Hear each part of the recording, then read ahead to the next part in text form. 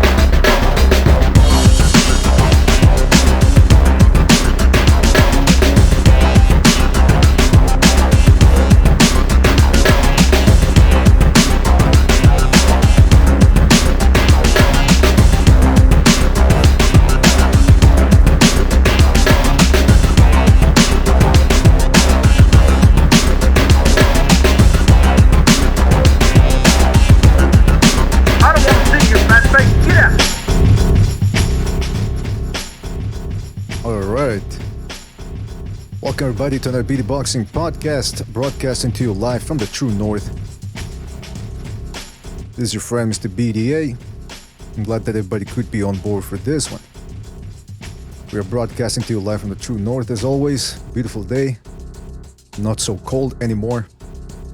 We got a lot to talk about. Oh, do we have a lot to talk about? So before we get to the boxing, don't forget to check us out on Spreaker and iTunes, where you can download the podcast. Don't forget also to leave a favorable rating there. If you're new to the Boxing Debate Arena, don't forget to like and subscribe. Don't forget to check out our Patreon page, Twitter page, and all that good stuff. We got a great show for you tonight, ladies and gentlemen. Lots to talk about this coming Saturday. Ooh, we got our pick of fights. See, when people say, oh, boxing is dying, I got news for you.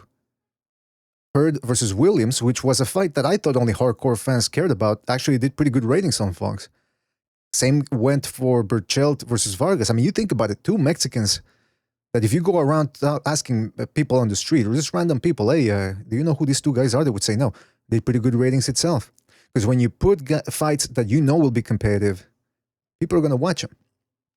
All right? And you saw our panelists in the last podcast were saying how they were watching their fights with their significant others or, other people, other casual boxing fans. They were enjoying the fight. They actually stayed tuned and wanted to see what happened, how it unfolded. The Shipperson says, stop quoting stuff from Gonzalez vid BDA. Well, listen, I haven't seen his latest video, but if I'm repeating the same thing he says, great minds think alike.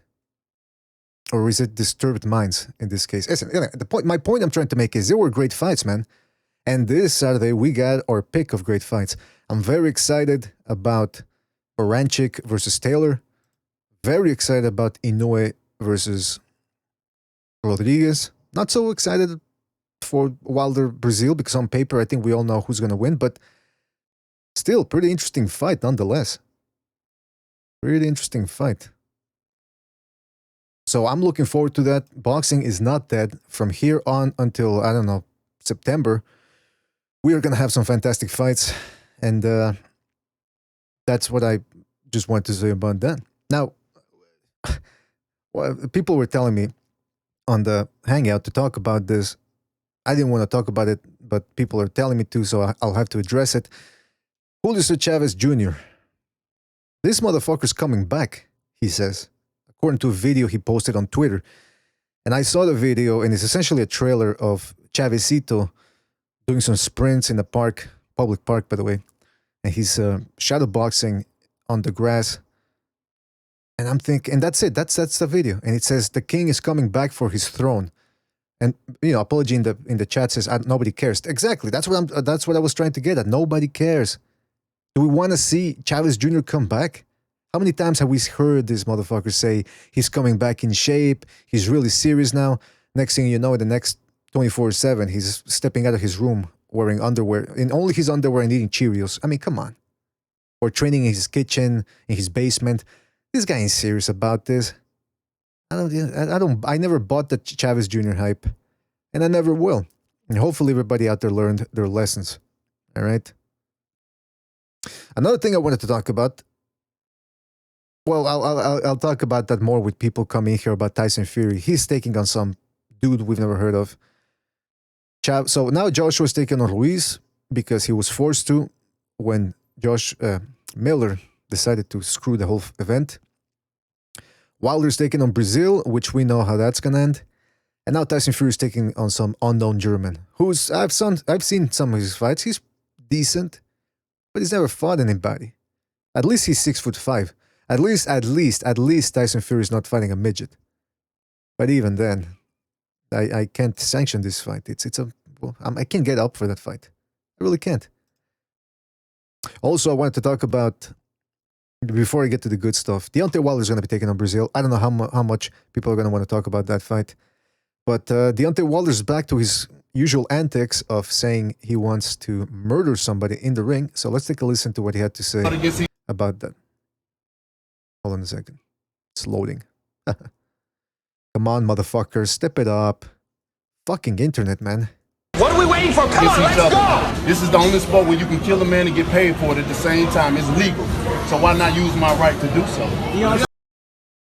So he says, this is the only sport where it's legal to kill somebody because it's part of your job. So why not use my right to do so? Real classy there, Deontay. Real classy. Nah, listen, this is boxing. I don't care too much the way a guy conducts himself outside the ring, but I can point out that if you're acting like an asshole, you're acting like an asshole. Now, whether this whole thing, this new badass Wilder serial killer sociopath is genuine, or he's just doing it to try to get some much needed traction, because nobody really knows who the fuck he is in the USA, which is a shame, because I've said it before on this show, Deontay Wilder should be a bigger star than what he is. And you know what? Because he knocks people out. Sure, the way he knocks them out, or the way he gets to knocking them out, is boring. But that doesn't matter when his record speaks for itself. But he just needs to put out a better product when he's outside the ring. All right? That's just from a PR perspective. And saying that you want to murder somebody, you want to murder your opponent, not exactly the best way to endear yourself to the fans. But then again, maybe that's what he wants. Maybe that's what he wants, to draw the ire of boxing fans. So anyway, that was my whole thing about Deontay Wilder. Can't really fault him for that, I suppose. He's doing what he's got to do to earn his living. And it's the new age we've got, man. Everybody out there now, ever since Mayweather turned bad guy, ever since McGregor started doing his jawing, Irish people, they have no respect for anybody. I've said it before. I've said it to Stu, who continues to pretend that he's British, even though we all know he's Irish. Jimmy, who at least is... Oh, actually, Jimmy and Stu, the good thing about them is they're both only half Irish. So they're only half evil. All right? But McGregor, from what I see, is full-blooded Irish, and that's why he is an evil blight on this world. Box says, that's why you got to respect Canelo. Because he's Irish, just because he doesn't want to be the bad guy. Some people say he's not that good a guy, by the way. He did beat up the midget Archie Solis because Solis was hitting on his girlfriend, or I forget the exact details of that. But anytime you beat up a midget, I don't think we can put you in the good guy category. Unless it's an evil midget. An evil Irish midget. There you go. That's what I'm talking about. See, that's what we do here at the BDA Boxing Arena. We end up figuring stuff out. And no, I'm not on drugs. I'm not on drugs, all right? I'm just drinking green tea. Drugs is dirty business. That's right. But I'm curious to ask the people in the chat room. I forgot my usual shout out to everybody in the chat room. How dare I? Shout out to Bay Area, California. Shout out to Jason Bourne, Official Scorecard Boxing, The Box, Triple JJ, Shepherd of Sons, Rascal 222, Quacks, Sakib, Rafik, Air Max, Johnny Boy, Johnny, BK, Don Hearn, and many more to come, I am sure. Yeah, Bucho's on vacation again. He's on a little trip to the East Islands, East Canadian Islands, also known as nobody cares. No, I'm kidding, I mean, he's in a little vacation, so I sent him the link in case he wanted to join, but I guess his silence speaks louder than any word ever could. But listen, the point is, what was I trying to say here? So yeah, shout out to the people out in the chat room. I'm curious to get your opinion before we get into the whole thing. I want to get your opinion. Which fight are you looking forward to the most this Saturday? Inoue versus Rodriguez, Baranchik versus Taylor, or Deontay Wilder versus Brazil? And I don't even know who's fighting on the Brazil card. Hold on a second. Zoom this. I'm going to put it up on the screen. Oh, how could I have forgotten Billy Joe Saunders too? Going to be fighting on, what is it, a Friday or Saturday? I think it's a Friday. No, sorry, Saturday. Billy Joe Saunders versus Shefat Isufi. I've done zero research on this fight. Joey Joe is taking on Alexander Ustinov in a 10-rounder. Ooh, it should be interesting. Like I said, hold on a second. Like I said, there's also Dominic Brazil versus Deontay Wilder. Gary Russell Jr. taking on Kiko Martinez. Martinez, by the way, came out and said he doesn't think Russell Jr. hits that hard. Kiko Martinez is shot-born at this point. And yes, he's only been stopped by punchers like Frampton and Quigg, but I think Russell Jr. at this point can put a beating on his opponents. He's being more aggressive now, and I think he walks through Kiko Martinez. I think. I haven't seen Martinez's last fights, so I don't know what he's got left in the tank. And then, of course, we have... Right, hold on a second. We have Baranchik versus Taylor via the zone. We have Rodriguez versus Naoya Inoue. Paul Butler is going to be taking on some guy... TBA, the dreaded TBA in an 8-rounder, the bantamweight division. Oh, Hector Camacho Jr. is going to be fighting today. I mean, that the same day. Pretty sure Recognize is going to be watching that one. Let's see. Let's go to the chat room, see what people are saying. Shepherd Zon says Ivan versus Taylor. Rasclot says Inoue all day. Sakib says the Inoue fight, even though I can't watch it live. Jay Green says, would be nice for Brazil to cause an upset. It would be fun, wouldn't it? Especially after all the talking Deontay Wilder's done. Jay Green says, Joyce versus Ustinov could be reasonable. Jake, are you British or... Because the way you wrote that sounded quite British. Sakib says, rumors of Inoue signing with Top Rank on an advisory basis if he wins the World Boxing Super Series. No kidding. Official Scorecard says, I can't wait to see Inoue, but Taylor vs. Baranchik may be closer matchup on paper. I don't care about Wilder. You're going to make me cry by badmouthing Wilder that way, man. Come on. Johnny Boy says, recognize he's screaming macho time. Yeah, he's lit up because there's a Puerto Rican, another Puerto Rican, 2 Puerto Ricans fighting on Saturday. Michael Stott says, Wilder wants to catch a body. All right, now listen, if things get too slow today, I'm going to start taking some phone calls. All right, so if anybody wants some phone calls or want to talk to us, go ahead and do so. I'll put the number up once I get everything ready, and we'll talk about that. All right. But again, other news, Ali Funeka decides to retire from boxing. All right. Canelo Derevyanchenko is a mandatory now, according to the IBF.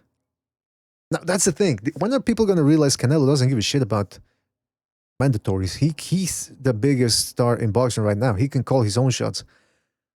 and these fucking alphabet organizations still remain intent on trying to call the shots or impose themselves on him. Jermel Charlo says, Tony Harrison has lit another fire under me. Oh yes, I wanted to talk about that. Fucking, I was reading Tank Davis and Kevin Farmer were going at it again on Twitter. They were bad-mouthing each other, calling each other names, calling each other bitches. Then Tank Davis goes, well, you know, I swear on my dead homies, I'm gonna lay it on you when we fight.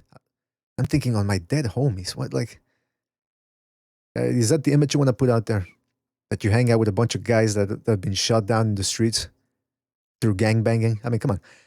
And then Farmer didn't go that far, but I will have to give him credit for a little bit of a stunt he pulled. He put up a picture of a video, actually, of Tank Davis filming some sort of promo, and he's got his trunks on, his boxing shoes, and he's shirtless, obviously, Tank Davis, and he's punching at the camera. But then somebody posted a video, so somebody filmed the whole thing on their phone, how they were filming the whole video, the promo video, and Tank Davis looks fat. And Tevin Farmer goes, haha, you're looking fat, boy. And that really apparently set Tank Davis off, who said, when we get into the ring, I'm going to break every bone in your body. Now, I'm paraphrasing here. Rule number 1, from my experience in the industry, if you're going to a photo shoot and you're dealing with somebody that comes in fat, you know, kind of like in Apocalypse Now, when Coppola, the director, found out that, what's his name, Marlon Brando came in fat when he was supposed to be lean, what the hell do you do? Well, you got to play the angles. What you don't do is you don't shoot the whole body.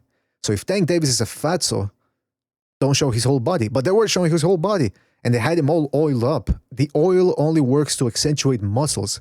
You put oil on a fat boy, he's going to look even fatter. All right? I'm giving you industry secrets here. All right? And I'm not charging you for them. That's what we do at the BDA, at the Boxing Debate Arena here. We educate people. Jason Bourne says, my only dead homie got killed in a car accident. Jason Bourne, are you white? Because the only way white people nowadays die is car accidents, because they're drunk, or suicide. Those are the only things. Fucking white people, stop killing yourselves. Sakib Rafik says, do you think people get distracted by Farmer's eyes when they face him up close? Yeah, what's with his fucking eyes, man? He creeps me out. It looks like he's not there. And it must be freaky watching a guy with crossed eyes, and you can't hit him. Maybe it's the fact that his eyes are crossed that gives him so many good reflexes. Maybe that's the thing. The Punisher says, thanks for the wisdom, BDA. Listen, that's what I'm here for. Now, that's what I'm here for. I give you guys the best advice possible. And I don't ask much in return. Why would I? All right, now Bob Arum is saying Zolani Tete versus Ryan Burnett. He wants to put that out there. Kubrat Pulev suspension extended for post-fight misconduct. And by the way, that's the thing. When I was reading the Tevin Farmer, Tank Davis article, they were mentioning that the WBC are going to have some new code of conduct rules, which are going to apply, I suppose, to fighters outside of the ring. Now, listen, like I said about Wilder, I think it's stupid, some of the things he's saying, but he's got the right to say them. As long as he's not threatening anybody else, as long as he's not going after Brazil's wife or whatever, saying he's going to set the arena on fire and kill everybody, he's got the right to say that he wants to hurt Brazil. And I don't think the WBC should be stepping in. Well, now apparently the WBC is suspending. Is it this? No, it's a California State Athletic Commission suspending Pulev for whatever fucking reason. I think it was regarding the Jenny Sushi, fuck, whatever her name is. I mean, come on, really? Do we want these organizations dictating how fighters are supposed to conduct themselves out of the ring? Look, listen, do I wish fighters could conduct themselves in a professional manner and not like a bunch of thugs who just came out of the institution? Sure. But this world ain't perfect. After all, these are a bunch of short guys. Their job is to go into a ring half naked and beat the hell out of each other. So are we really supposed to be surprised that every once in a while they'll see something stupid outside the ring and that they might be a little bit aggressive? Come on. What's going on in the chat room? Jay Green says, there has been zero hate in my comments. What's he talking about?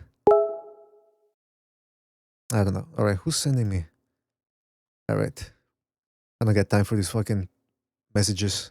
I'm going solo here, guys. Come on. I gotta take a wicked shit. And all Americans, all they're doing is crying and confessing and complaining. A bunch of fucking pussies. Fuck them. Fuck them. All right. I'm not complaining. Rasclots, shout out to Rasclot. Hope he calls in today. And he says, Jay Green, I saw different. Wilder is fighting all the top guys and you guys aren't satisfied. Oh, come on. Wilder is fighting all the top guys. Has he fought Joshua yet? Has he fought Povetkin? Did he fight Pulev? Did he fight Miller? No. Okay, so he hasn't fought the best guys. Sorry, Rasclot. I can't agree with you on this one, man. I really can't. Top guys. And that's the other thing. Tyson Fury said, oh, hey, listen, my fight against this unknown German guy, it's not as any worse than Ruiz versus Joshua or Brazil versus Wilder. And I'm thinking, all right, maybe it's not as bad, although I would argue it is. But it's still a shitty fight. Listen, the top guys right now, they're not fighting each other. They should be. We're being given a shit sandwich right now in terms of heavyweight fights, and we're all forced to take a bite. But there's a silver lining to this. I don't think they're going to continue fighting bums. In fact, let's keep it real. Joshua wasn't even supposed to be taken on Ruiz. He was supposed to be taken on Miller. It's not Joshua's fault that Miller got caught, all right? Taking everything in the pharmacy. Yeah, he was taking like fucking TD cancer medication and fucking horse tranquilizers, the whole thing, man. Is that Joshua's fault? I don't think so. So, okay, so the three following heavyweights, the top three heavyweights are going to be taking on less than stellar opposition. All right. What happens next is the most important thing. Take it like a man. Stop crying. Stop complaining. It's going to get better soon, all right? I promise you. BDA promises it. And BDA stands by his promises. If BDA stamps his approval on something, you know it means something, all right? Very happy about where we're at. We got a real nice, I don't fuck with you, you don't fuck with me attitude going on. I don't want to talk to somebody who's trying to calm me. Get somebody in charge here. Hey, you stupid fucks, listen up! All right, that was just my little thing here, all right? Because I see people complaining on the internet. It's like, oh, the fight sucks. Oh, the heavyweight division sucks. Okay, it sucks. There's potential for these guys to take on each other. They're just acting like a bunch of straight up bitches right now, all right? But I promise you, once they start seeing that they're not making enough money on these fights, they're going to start fighting each other. Trust me on this, all right? Jay Green says, nice work, BDA. Well, of course it's nice work. Every time I put out something, it's nice work. Come on. Bucho's not here yet either. I was expecting him. But what do you want from me? Box says, we need precise, son. Listen, if you don't like what I'm saying here and you're not satisfied with me rambling, get the fuck out of here, Box. You know I like you. We've been through a lot. But you need to stop being so passive-aggressive, all right? I'm going to get mad at one point here. I'm going to start screaming at people. So yeah, so the whole thing about Pulev, I mean, what do you want from me? Rasclot says, Wilder beat Duhapes and Arreola. Who's better than them? Oh, come on. He's got to be trolling me. Rasclot, you got to be trolling me, man. Come on. Wilder beat Spielka. Yeah, he's trolling. Because I think he's badmouthed Wilder in the past. I think I felt for his little trick. And then he says, this chat loves giving precise hand jobs. I won't deny there's a lot of precise followers here. But why shouldn't there be precise followers? The guy was and still remains a pretty big YouTube boxing personality. And he's been at this for about, I think, almost 10 years. So what do you want from you? What, you don't want him to have followers? You don't want him to make good points? I don't know. Magic Man says, exactly, they robbed Beltran by giving him a draw to stop Burns from losing. Who else got robbed by Burns? Was it, what's his name? The guy who just got beat by Prograis. Relic. Jason Bourne says, Rascal222 used to give precise hand jobs before anyone in this chat. Oh. So this chat room is getting pretty disgusting, man. What's going on? A lot of talk about homosexual acts. Your use of the word quote-unquote faggot is extremely offensive to me. Well, I didn't use that word. So don't fucking come at me with that. PK, that is 2 clear robberies within the last 2 years with Scotland. That is not a coincidence. Well, that's a good point, though. I mean, should Baranchik be worried about a robbery? I don't know. I guess we'll have to see. Listen, I'm tired of talking about myself here.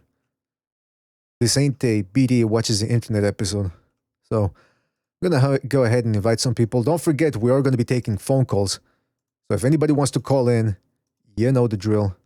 We're going to put the telephone up there, the telephone number, and you can call in. And yeah, people stopped sending in the fucking... I asked people which fights they wanted to see, and they start talking about Ricky Burns. Forget about Ricky Burns. But yeah, people are saying Relic was robbed, which he was. But now he's out of the picture for the moment. Okay, I'll ask another question. Who do you want to see take on Relic? I mean, Prograis in the final. Do you want to see Baranchik or do you want to see Taylor? And by the way, do you guys think Taylor beat Postal? Because I was scouring the internet, and some people are saying he didn't. That he should have been. He should have lost. And I'm thinking, all right, I haven't seen that fight in a while. I was rewatching a couple of rounds, and couldn't really understand the fight. I thought Taylor is a good fighter. I think he's a good fighter, rather. He has boxing skills, long-range boxing skills. He can fight on the inside, outside. Like I said, he's got decent punching power. So we'll see what he could. Again, I'm expecting a good fight. Then again, Baranchik is pretty short. So I don't know if that's going to play a role in this fight. Can Baranchik get to him? It remains to be seen. But I tell you what, though, Baranchik is a pretty strong fighter. I think Taylor has it tougher in here against Baranchik than what's his name? Prograis did against Relic. By the way, I see we got Recognize on the line. You know what that means. Don't get fooled when they tell you that the crime rate is down in New York. Every time I watch the local news, they're always talking about, well, there was a stabbing here, there was a stabbing there, there was a shooting there, but the crime is down.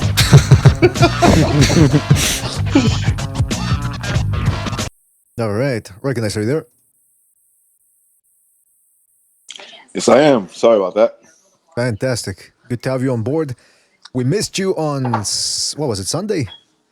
Sunday show, probably, because I was, it was Mother's Day. I was taking out the wife, All right, and, but what does that have to do with Mother's Day? She's a mother. At least the motherfucker. She's a real motherfucker. That's what I was going to say. I didn't want to say it, though. I didn't want to say it, but it was dangling out there, man. You dangled it in front of me like a piece of steak. I didn't know where to go with that. But anyway, listen, good to have you on board. More and more people are going to be streaming in here. By the way, before we continue, we didn't get your take on Hurd versus Williams. What were you surprised? Surprised everybody else in here? Man, I wasn't. I always knew Hurd could give him a good fight. I was impressed with Hurd. He looked a lot stronger. He looked a lot bigger. Like he's ready for action and shit. Like something that he needed to match Hurd, and he beat him up on the inside. BDA. I don't know what you thought, but I thought that's his inside game. Him fighting him chest to chest, he was dogging him, which was kind of in a way surprising that he was getting the better of it on the inside. I felt, mid-range chest to chest kind of thing where he's like right there with him. He was getting. I would have thought going in that it might have favored Jarrett Hurd, that kind of fighting. Yeah, man, because I thought the same thing. I thought, man, here's what I thought was going to happen, because we didn't even talk about it. We didn't do a preview show before the fight, but I thought Williams was going to do well from the outside early on until Hurd's size started taking, giving him the advantage, and then he would wear Julian Williams down on the inside, just like almost everybody thought. Instead, like you said, fucking Williams outfought him on the inside. And what I think that impressed me is, okay, listen, it's easy to fight on the inside or to throw the hook on the inside, throw the uppercuts. Those are the optimal punches. But when you throw a right cross on the inside and you get you're getting enough leverage to twist the other guy's head around, That's real power right there. That's what impressed me the most about Julian Williams on the inside. Yeah, bro. That's what I was saying, man. There was a lot of like that shot that dropped him. I forgot what round was that. It was in the early rounds. Second round. Second round, excuse me. Yep. So that shot right there, like he was pretty close to him. I mean, it grazed him. You know, those shots could be real tricky. The way you position, you know, the way you hit somebody with the glove, what part of the glove you hit him at in the temple. But he again, like you said, he was kind of close inside, but he got a lot of leverage in that shot. You know, and it was obviously able to hurt him. I think it was an accumulation shot too, leading up to the knockdown, because he had caught him a couple of times. That's why he backed up to the ropes, and then he caught him with that fucking like hook uppercut shit, whatever it was. Yeah, man, those are the shots you have to watch out for. The shots, short shots on the inside that you do not see coming. Those are the ones that are scary to me.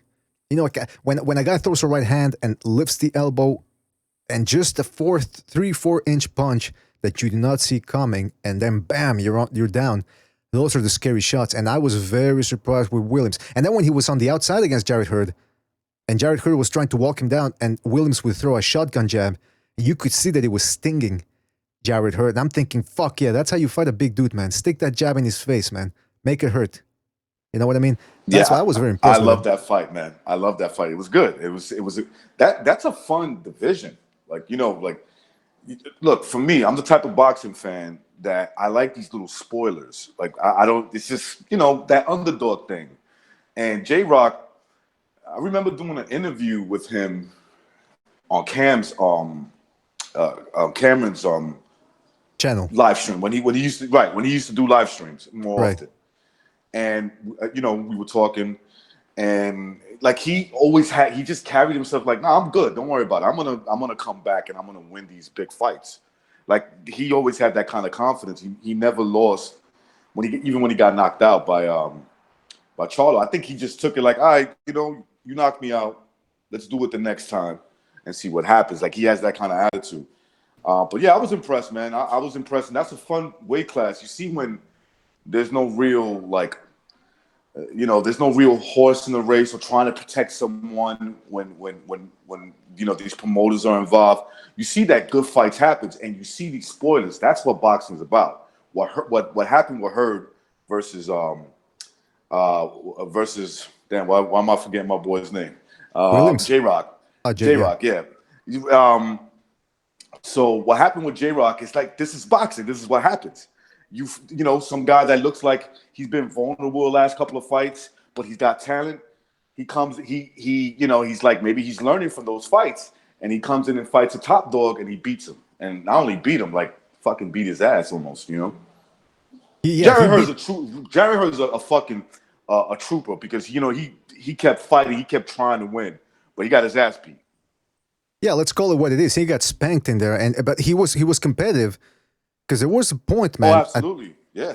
There was a point in the sixth round, I want to say, when he came out of the gate when the round started, and he was walking through what Williams was throwing, and he was loading up on his shots, and I said, oh, here we go. He's gonna start taking over now. Yep, I thought the same thing too, man. And he couldn't. He couldn't. And like, it's the first six. Was that? I'm sorry. Go ahead. No, I was gonna say the first 6 rounds. I almost had it a wipeout for J-Rock. I had it like something like. I thought he took every round except one, maybe, plus the knockdown. Then, like you said, in the second half, Jarrett Hurd started coming on, and I think the second half was pretty even in terms of who won rounds and whatever. But he had his moments. Jarrett Hurd definitely had them. Right. Yeah, man. I mean, I was thinking that here we go. Jarrett Hurd's going to start taking over. But you have to give credit to Williams, because he caught his second wind. And every time Hurd was pushing, Williams would push back. I don't know if you know what I mean by that, in the sense that you can see. Oh, I know exactly what you mean. Yep. Right. Like the guy stepping up, going to one gear, and the other guy switches it up another gear himself. And I'm asking, that's what I like to see about fighters. And it's interesting that you said that about Williams talking about on Cameron's podcast about how he didn't feel discouraged, and he wasn't living in the past with the Charlo loss. He was saying, you know what, I'm going to come forward and continue doing. And that's really what you want to see in fighters. You know what I mean? It wasn't, and you know what it was too, BDA, when he said it, it wasn't false bravado, it wasn't fake, it was real, it was genuine. You could look, I don't know him, I'm not in his mind, but just coming the way he said it, he was like, oh, not at all. That doesn't, this is part of the game. These guys, we all are great fighters. And he included himself in there because he knows he's good. Right. He knows that, the separation between him and the elite are inches, if that. You know what I'm saying? Then they're not a mile apart. They're not a foot apart or whatever. Maybe in certain cases, yeah. But that's not the norm. When it comes to the elite and himself, you already seen it. I mean, Jarrett Hurd is a little bit flawed, but at the same time, he was on a nice winning streak, which builds confidence, beating top names like, I'm talking about for his division, beating guys like Tony Harrison, Erislandy Lara, making Jarrett Hurd's corner, not Jarrett Hurd, what's the dude's name that beat Cotto? Trout. Trout, right? Yeah. Trout was always a tough dude, who was giving him problems in that fight, made him quit. So, when you're flawed in certain ways, confidence could make a big difference when you're fighting, right? That's right. Just don't you believe in yourself no matter what the fuck's gonna happen. So for him to beat that Jarrett Hurd, man, yeah, it shows me. I'm not saying that Jarrett Hurd can't go back in there and beat him in a rematch. I think he could, but nobody could tell me that J-Rock is not capable of beating all these dudes at 154. If his chin can hold up, because there's still that. I mean, he took Hurd's punches. But if he takes on one of the Charlos, because that's what we were talking about on Saturday, Hurd is more of a slapper, but he's a volume puncher. And because of his size, he can hurt people with his shots, with accumulation. But the Charlos are more explosive punchers. So it remains to be seen whether Williams can stand up to that. Also, people are saying that the reason why Williams never lost confidence is because of his faith. Because he's a Muslim, apparently. So maybe that has something to do with it. I don't know. What do you think? Allah. Well, what do you think? Allah Akbar. Allah Akbar. All right. Listen, I don't. You're not taking this seriously, man. I'm trying to be serious here, and you're joking. I'm serious. I'm very serious, BDA. All right. I believe that he really believes in his faith. Those guys absolutely really believe, especially like the ones that weren't raised on it but got onto it. Like, look, I'm not praising it or anything like that because I think some of it could get too radical or whatever, like anything. No kidding. But those guys they become, very religious. Exactly. They become very they become students to that religion and live by it. At least in the beginning, they try to live by it to the T. So recognize, whatever works for the man. I was definitely happy with his performance. Let me tell you something. In a world where people are heathens and they have no morality anymore, I think as long as you have a belief in something greater than yourself, you're on the right path. Speaking of being on the right path, or on the wrong path, rather, talking about MGTOWs, we got Apology and we got Gonzalo on the line. Speak of the devil, and it shall appear. She just wanted the drama and you two to fight over her. That's what women do. Your punishment must be masturbate. I lost respect for all of you. Bitches are stupid. I treat them like shit. That's how you get one to eat a dick. Never be sweet to a bitch. All right. Apology there. And Gonzalo too as well. Yes, hello. I read that joke of yours in the chat room where you said that things are getting explosive. Very good, Apology. Thank you. You bring, like Nassim Hamed used to say, you bring action, excitement, and drama to this show. We also have Gonzalo on the line. Gonzalo, are you there? Yes, hello. Oh, shit. Hold on a second. I forgot. I just saw Johnny Boy. I forgot to invite. Hold on a second. All right. So, yeah, I wanted to ask you guys about... let's start with the most important fight for... Actually, the one I think is the most important. Inoue versus Rodriguez. I'm actually looking... Actually, I shouldn't say the most important, but you get what I'm saying. One of the most important. What do you guys think about that fight? Come on. You must think about... please don't tell me you're as disinterested as you were in Berchelt versus Vargas, the rematch. I didn't see that fight. You didn't see Berchelt versus Vargas, the rematch? No. Listen, what's the matter with you two motherfuckers? I didn't put it on my on my watch list. All right, you know what? You motherfuckers, you're killing me here. Why? You might as well just. I don't even know who won. Who won? You might as well just kill me. You might as well just kill me now, Go man. ahead and kill me, you cocksucker! I got fucking diapers. I shit my pants every day. I can't walk. I can't hump. I'm walking around with fucking diapers, Carlito. He wasn't even turned I'm on. in prison. I'm no good in prison. He wasn't even turned on. Like that was his excuse with the wire, with the tape recorder he had. He's like, he wasn't. I was gonna give you a signal. Like, yeah, you were gonna give him a signal. Anyway, the signal when you get busted. Anyway, listen. Be upfront here. Do any of you motherfuckers care about Rodriguez Inoue? You must have some form of opinion over here. Come on. Yeah, I do. All right, apology. Go ahead. Apology. Go ahead. Yeah, it's a good fight. I think Inoue is the favorite, but Rodriguez, for what I've seen of him, he's got some skills. He knows his way around the ring. I think he'll give it a tough fight for as long as it lasts. That's a good point, man. That's a good point. That's the question. The question is here: can he stand up to Inoue's firepower? And the only guy who's really been able to stand up for a long time was Carmona, who gave, you guys remember, he gave Cuadras a very tough fight, but he hasn't done anything great since. And Nieves went, what was it, 11 rounds? Or 10 rounds, something like that. So he's won every fight by knockout, Inoue? No. Well, I don't, no, hold on. I don't even, hold on, let me, he's got 17 wins, 15 knockouts. Okay. And I suspect, okay, he went the distance against Ryoichi Taguchi, who went on to win a major championship later on. And I think that was like a, what, 6-rounder, 8-rounder, that fight?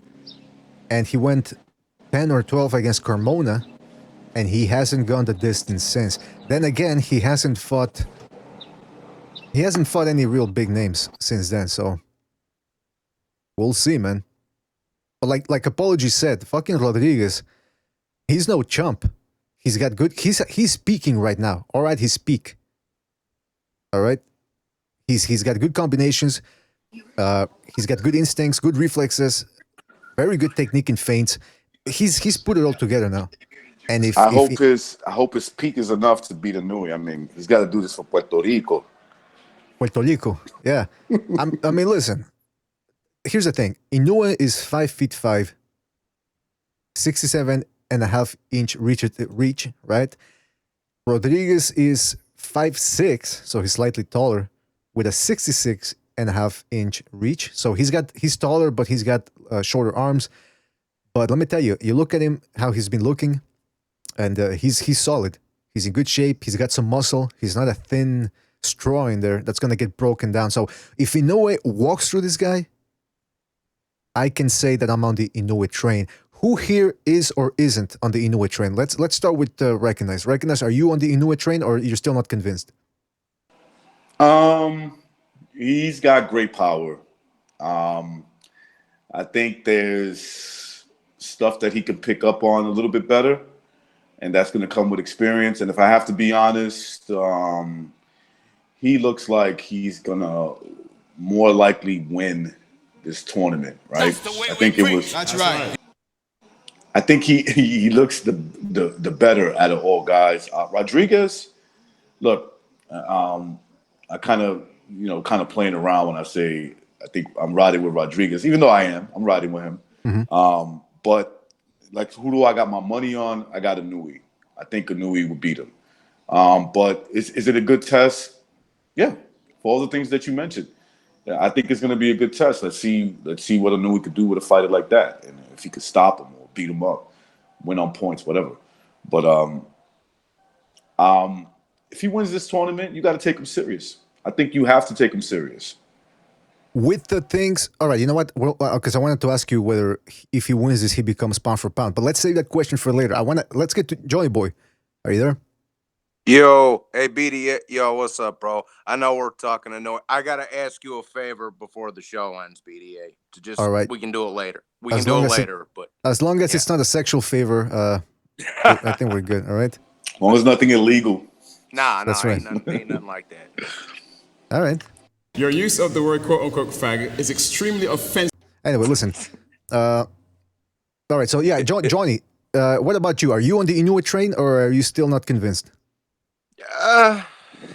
I think, I mean, he passes the eye test for sure, bro. But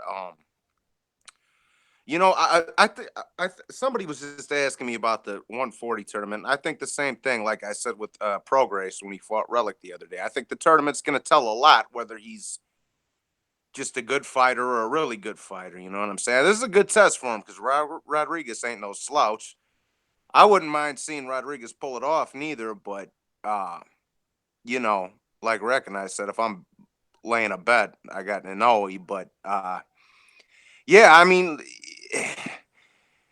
like I say, he passes the eye test, bro. But we got to see what he's gonna do with Rodriguez, and you know, and Nonito. Should he get past Rodriguez? And I think that the questions will more or less be answered at that point. You know what I mean? Right. Yeah.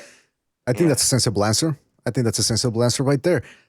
Gonzalo, how about you, man? Are you convinced with Inoue, or what's it gonna take for you to say, you know what, this guy, he's the good?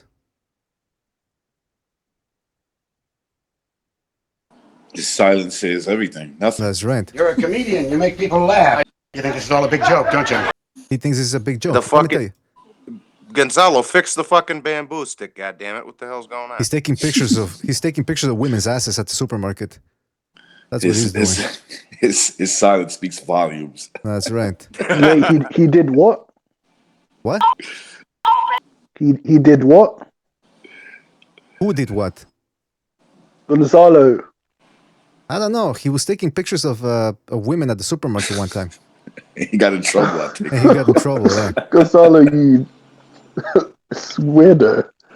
His wife is gonna go. Apparently his wife was super mad and made the good point of, don't piss off your wife if you're in her hometown or in her backyard, meaning in the Philippines, because those motherfuckers will kill you. They'll throw you to the alligators, and when the police ask where did that Mexican guy went, they'll go, no se speak English. So that's what's gonna happen. No, BDA, that's racist. They're gonna say what Mexican? Oh, yeah. There's no Mexicans out here. Yeah, what Mexican? They're in California or Texas. Yeah. All right, listen.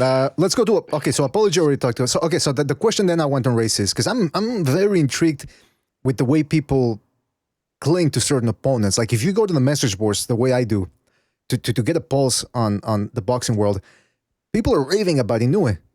But the point is, when you have a guy who's been knocking out his opposition the way he has, especially his last two fights, he's only gone 2 rounds, 2 total rounds against that British guy. What was his name again? McDonald, who's a good fighter, but he was weight trained. You could tell he was weight trained. Payano, all right, he's a tough fighter for anybody, and the fact that Inoue took him out in 1 round, impressive. But can he box with the best of them? And Rodriguez, maybe he doesn't have any huge name on his record, but I tell you, watch him fight. The guy's pretty good. So this is going to be the barometer to tell us how good Inoue is. All right? So I'm asking you guys, if Inoue beats Rodriguez in impressive fashion, and then he beats Donaire in impressive fashion, does he enter the pound-for-pound rankings? Top 10? Top 10. Oh, absolutely. Yeah. I think I put a lot of stock into winning tournaments against, top 10, guys within the top 7 at least. You know what I'm saying? Like, there's a lot of stock that goes into that. So at least for me. And so, yeah, I will put him there for sure.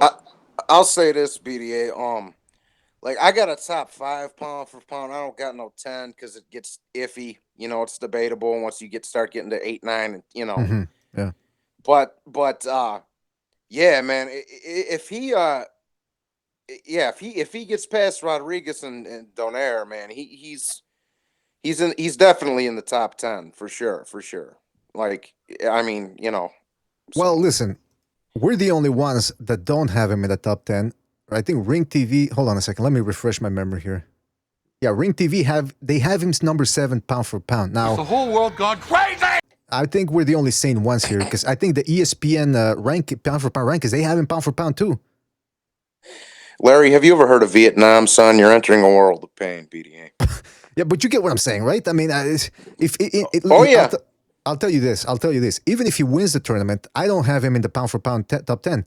I don't really have a top 10 pound for pound list, but if I did, I wouldn't put him in there because, okay, he beats Rodriguez, fine, good win. He beats Donaire, been there, done that. Donaire's been outboxed, he's been knocked out, he's been humiliated, he's been molested. I mean, come on, what he would have to do? He would have to do something to Donaire that nobody's ever done before, and that would be like, massacre him in 2 rounds or something. You know what I mean? Something really impressive. Yeah, that's a good point. But I think it does come for a little something that Donaire's back at his natural weight. But I know what you're saying, though. Like I say, I don't have a top 10 either. I got a top 5. But if I had to make a top 10 and he wins the tournament, I would probably put him in there. So. All right. Well, there you go. Hello. Sorry. Yeah, Gonzalo, you there? Yeah, sorry. No problem. I'm just having some difficulties with my phone. I see. Well, he's worried about you.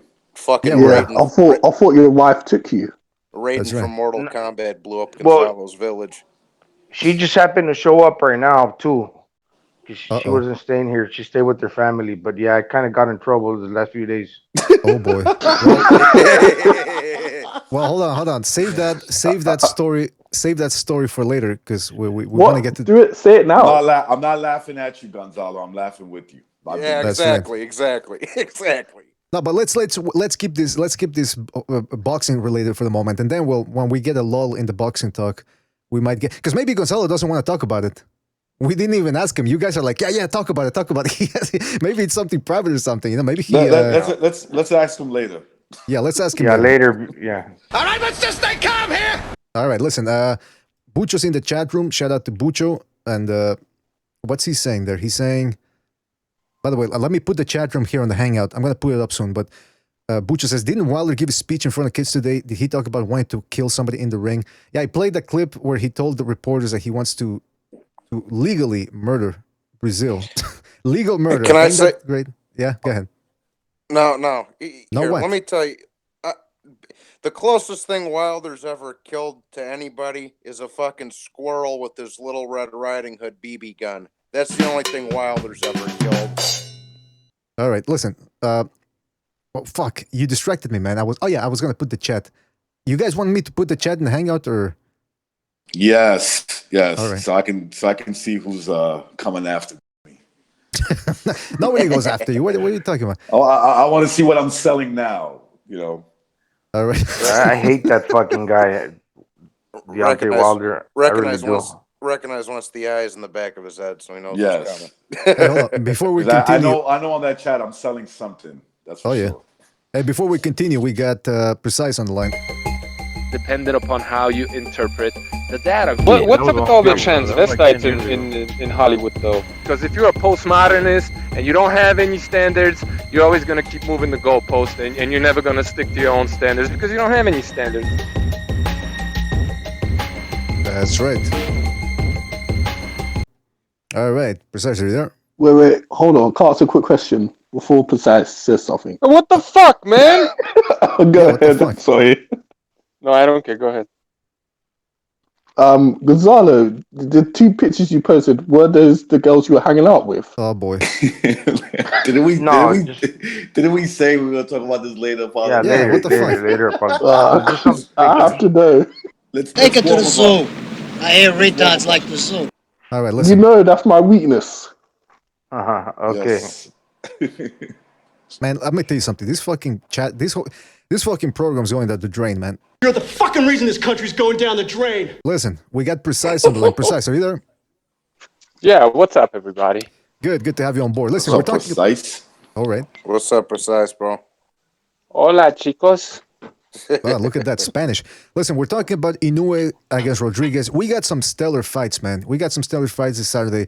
Baranchik versus Taylor, Inoue versus Rodriguez, and even Deontay Wilder, Brazil. What I like about Deontay Wilder, you got to give him props for this. At least he ices people.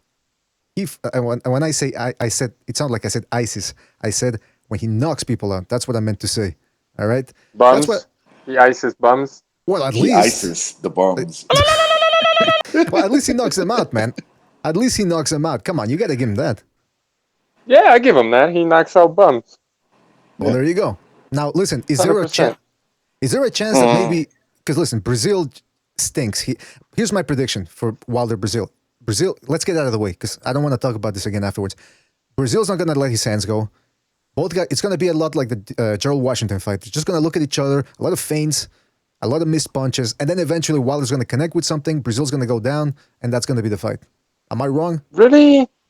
I mean, this is personal for Brazil, man. I think like he's gonna give a good effort, and he tends to do that anyway. Yeah, he's a little ponderous, a little slow, a little flat-footed, not that creative. I get all that, but you know, he takes a good beating, man. And if he can take a beating for a while and maybe hopefully land something on Wilder, we could have an upset on our hands. I'm not picking an upset. I'm not getting my hopes up, but I think because it's personal, I think Brazil is gonna do his best to fuck Wilder up, man.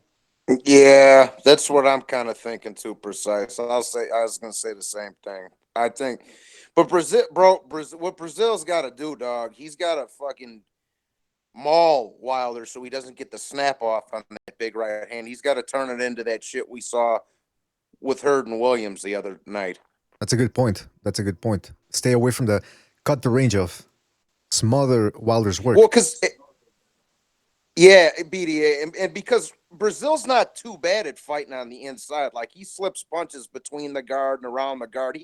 He can do that shit. So he needs to smother Wilder and not let him get off the atomic bomb in the right hand. You know what I mean?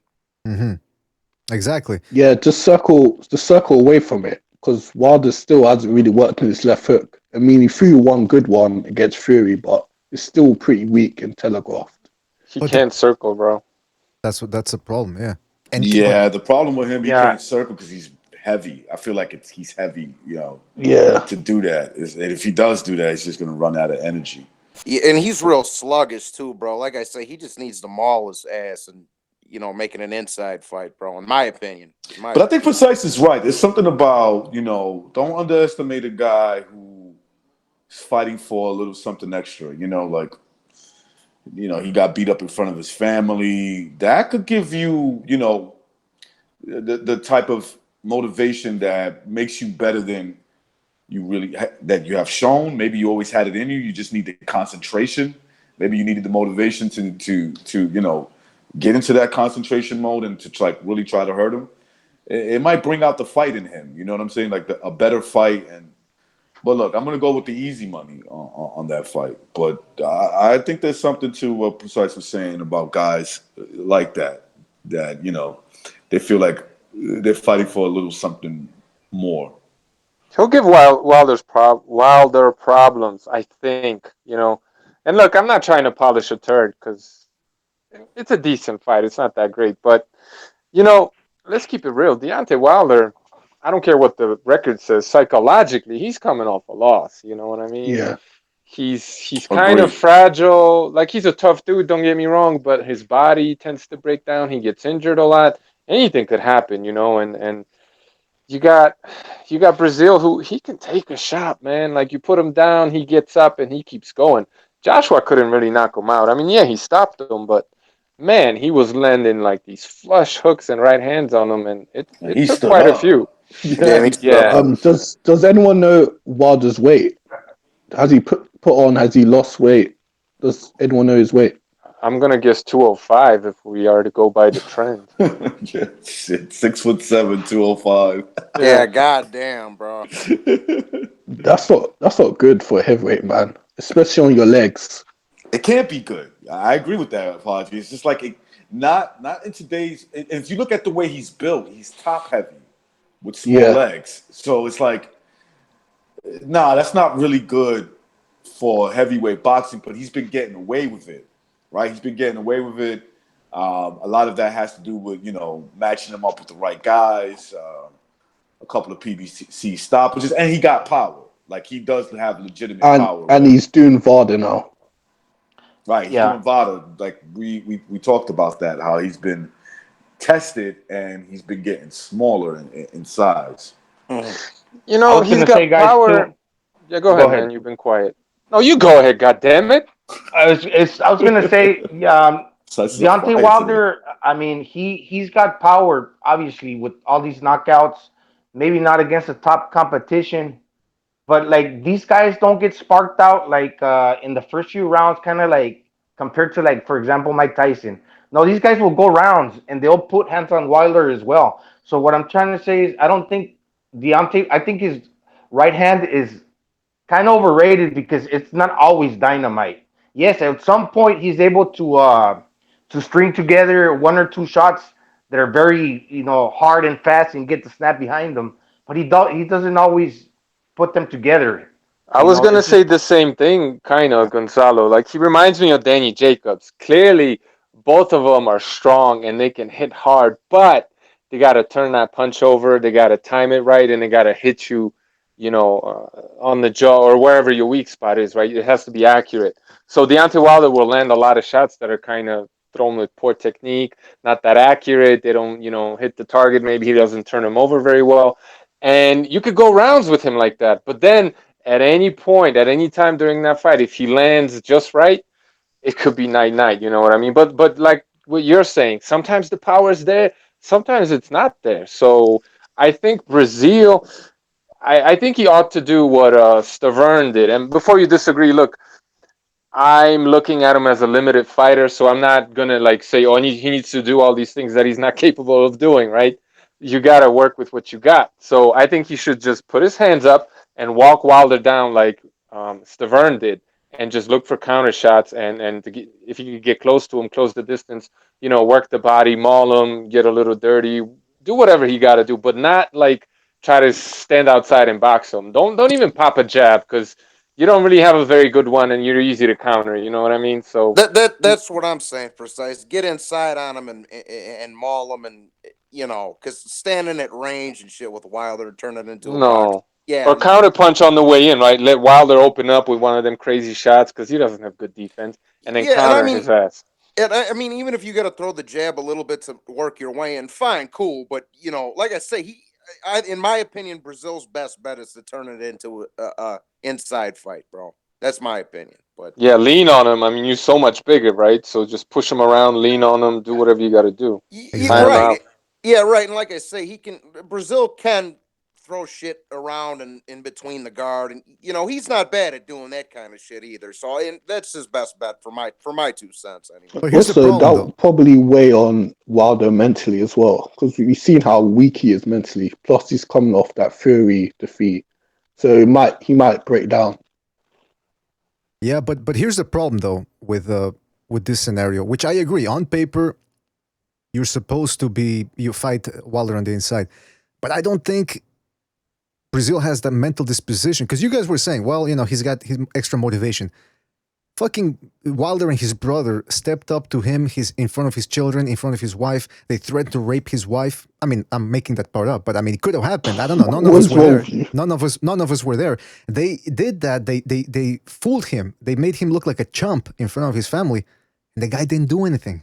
So I don't know if he's gonna bring it when they're inside the ring. Because I'll give you an example. I want to fuck you up the ass. See, that's exactly what they told his wife. But DeMarcus Corley, when he was in a club one time, and Zab Judah was there, and they were on the road to fighting each other in the ring. So they saw each other, and then Zab Judah, I don't know who initiated the confrontation, but they started yawing at each other, and then Zab Judah cheap shot at him. He gave him a cheap shot, and Corley didn't answer back. Now, some people made a big deal about that on the internet. They were saying, oh, DeMarcus Corley didn't punch back. He should have, blah, blah, blah. Other people said, no, he did the right thing. He'll get him in the ring. And then what happened? They stepped into the ring, and DeMarcus Corley did not let his hands go. He fought very passively, very scared. So I think sometimes what happens outside the ring can give you an indication of what's going to happen inside. Or maybe I'm reaching. I don't know. You tell me. I mean, in certain cases, maybe I'm sorry, Johnny, but maybe in certain cases, like, look, if you want to go that route, I mean, you can go back in the days and then Mike Tyson, Mitch Blood Green. Mitch Green gave Tyson a very good fight in the ring, inside the ring. Not so much outside, because he hit him with a one-hitter quitter, and it was over. That was it. And so I mean, it just depends. Look, Brazil not doing anything. You got to remember, like, getting jumped it's a very scary situation, because what happens is, maybe you're big enough and tough enough That's to like right. handle 2 guys, maybe even 3. But when it's Oh, like yeah. when it's more than that, remember that means guys can get behind you. You're getting hit with shots, and then you got your kid there. So you're saying to yourself, look, I'm getting jumped in front of my kids. What's not to say they won't hit my kids on top of that? You know what I'm saying? I mean, they might as well at that point because they're already jumping me in front of them. Like, look, it takes a certain mindset. Look, I've had problems with people in the streets. I see them with their family. I don't even look their way. I don't even look their way. I'm like, okay, if you want to see me and you got to get something off your chest when you're away from your family, we can handle our business. You know what I'm saying? Me and you, but that I'm gonna assault you. Then on top of that, assault you with a bunch of people, and because Dominic didn't do anything. Remember, Dominic he doesn't strike me as a street guy, a guy who comes from California, I was just LA. gonna say that. He's from LA. He's from a tough city. Don't get me wrong, but that doesn't mean everybody from LA is from the streets.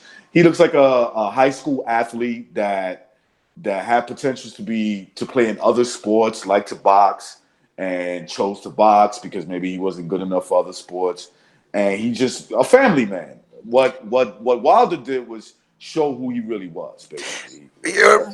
Recognize, just put it perfectly, bro. Just Brazil's just not cut like that. He don't got that kind of mindset, bro. He like he's like if somebody like I don't have no kids, but like if I got jumped in front of the kids, then I'm just coming to hit you with the ball bat, bro, like or something. You know what I'm saying? Like it's Do we have video of the melee or just the audio that BDA played a second ago?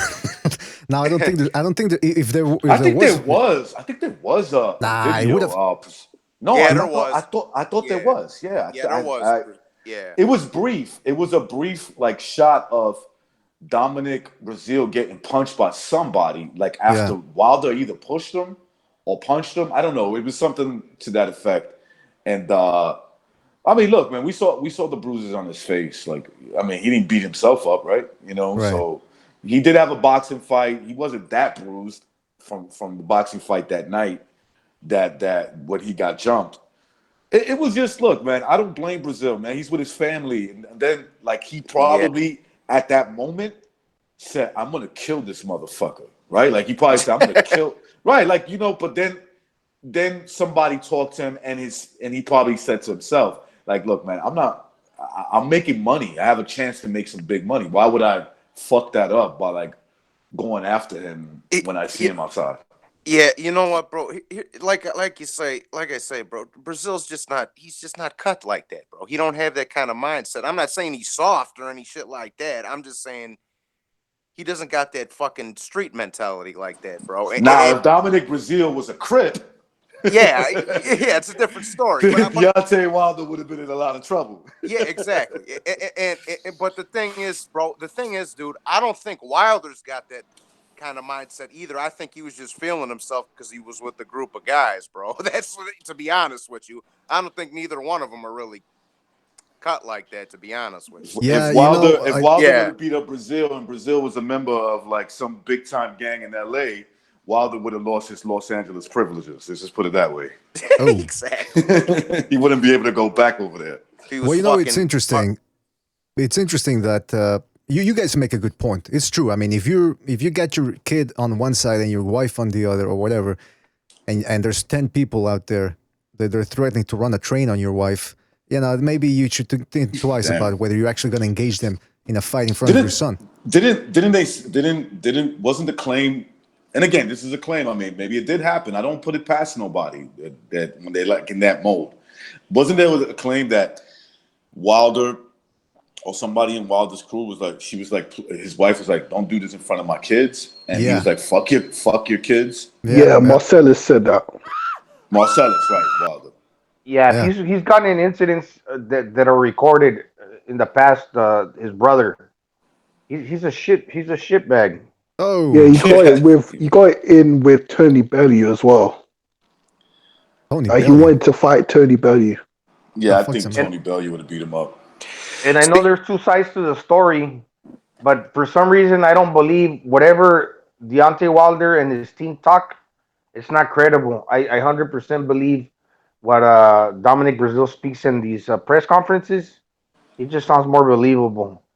See, bro, let me say one more thing real quick. Now, if you took Brazil out of that situation and put somebody like Ronnie Lyle, fresh out of the joints, in there, we got a different story we're talking about here, bro. Like he probably would have told his wife, just take off, go get in the car. I'll see you when I see you.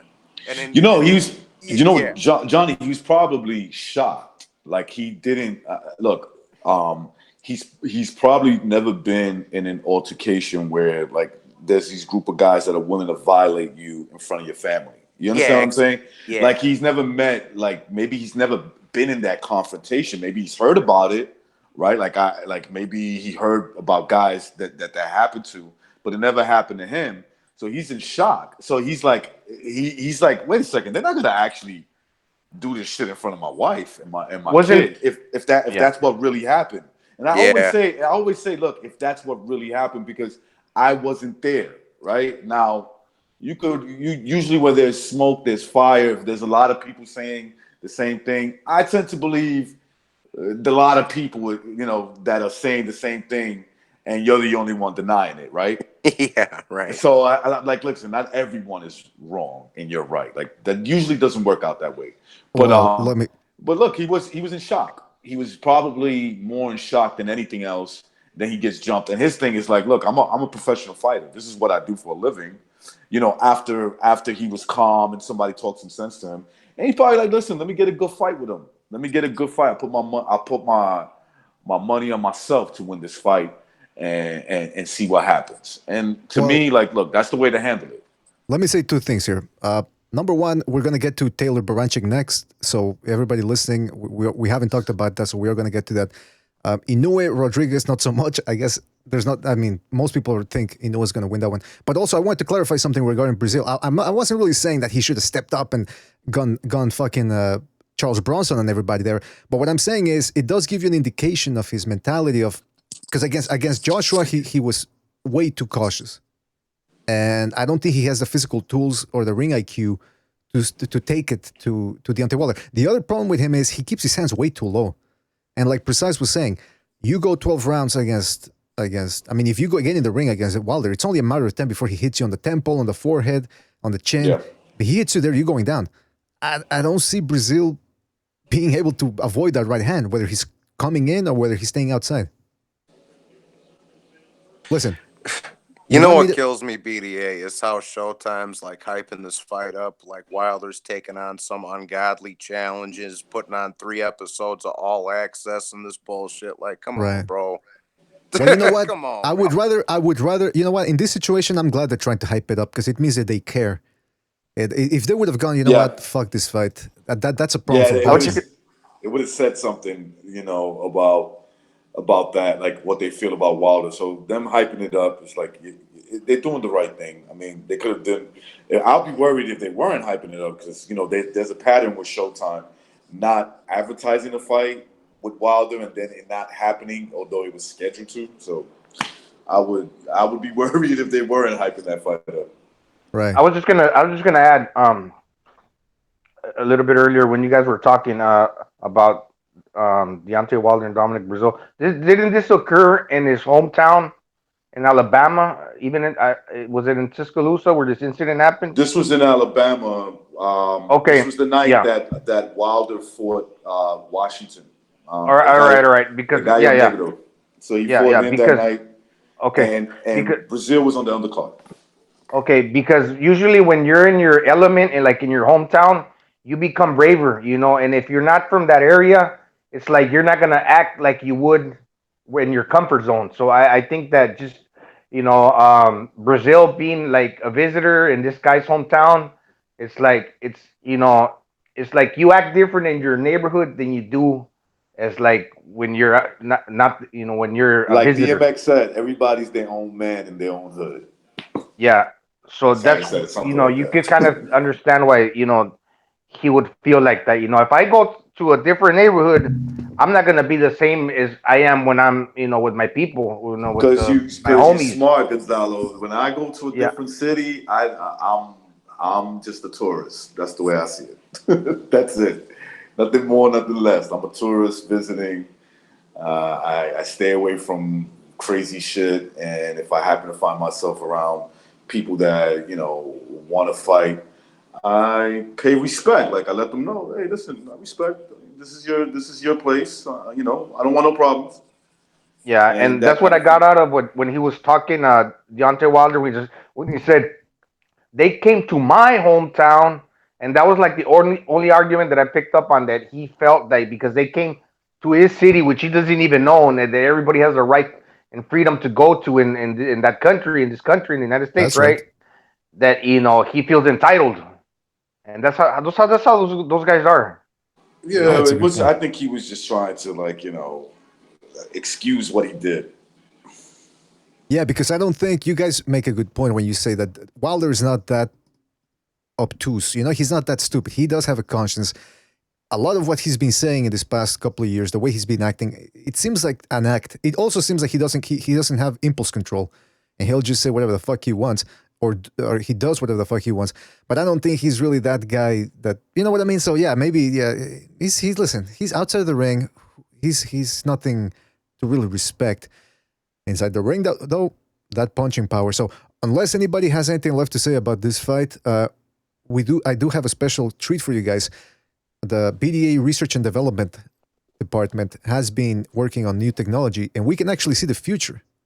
And we can show you, Dominic Breazeale's wife will be in the audience for that fight. We can actually show you what audio of what's going to happen and how she's going to react when the fight ends, which I think already told you how it's going to end. Knockout. Her man's getting knocked out. All right? That's not it. I don't know what the fuck that is. It's not like a 80s porn movie. Yeah, but anyway, we're gonna talk about Baranchik next. All right, you know what? Let's play the fucking thing because I can't find it. All right, there we go. Oh boy, her man got knocked out. You blew it! Listen, I'm not kidding around here. I think it's gonna end by knockout. And I'm looking forward to the fight just to see how everything ends up. Now, I have an interesting question for you guys. Deontay Wilder's taking on Breazeale. It's not that great a fight on paper, but it's something. Josh was taking on Ruiz, which is a letdown compared to the Miller fight. And now Tyson Fury is going to be fighting some German guy. Just real quick, if those three fights were taking place on the same day, at the same time, which one would you rather see? Dominic Breazeale and Wilder. I think the Andy Ruiz fight's better than the Jarrell Miller one. What? Are you serious? Yeah, because he's more proven. Jarrell Miller wasn't really proven, and at least Andy Ruiz, fought a fight that many thought he won against Parker. Yeah, Parker wasn't proven, man. Who would Parker beat? Nobody. Well, he has a decent chin at least. Come on, but I thought he lost, or you could make the argument he lost against the Cam and against Ruiz. Parker did. Ruiz went. Well, at least he was world champion, right? Yeah, that's true. That's true. But at least Miller brought, I should have said, an unknown factor because he was a big dude, close to 300 pounds, good stamina for a guy his size. So I was more excited for that fight. What Gonzalo's trying to say, I think, is at least Ruiz gave a good fight to one of the top upper contenders. You know what I'm saying? At least he gave. He's a Mexican fat guy. The other one, he doesn't have the reach. He doesn't have the height. Doesn't have really. Well, I mean, both of them are fat. So what's the difference? I thought he was shorter. I thought he was like 6 foot, but actually, he's 6'2". He just looks stubby. Yeah, because at least he got excellent footwork. He's got fast hands. You know what? The reason why I bring Wilder, I say Wilder and Breazeale, is because Wilder is just he's a train wreck ready to happen. So they usually, if he's fighting and they're fighting they're all fighting mediocre guys in a way.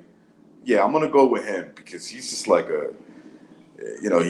either gonna get knocked out, schooled, or he's gonna knock you out in some fucking crazy way.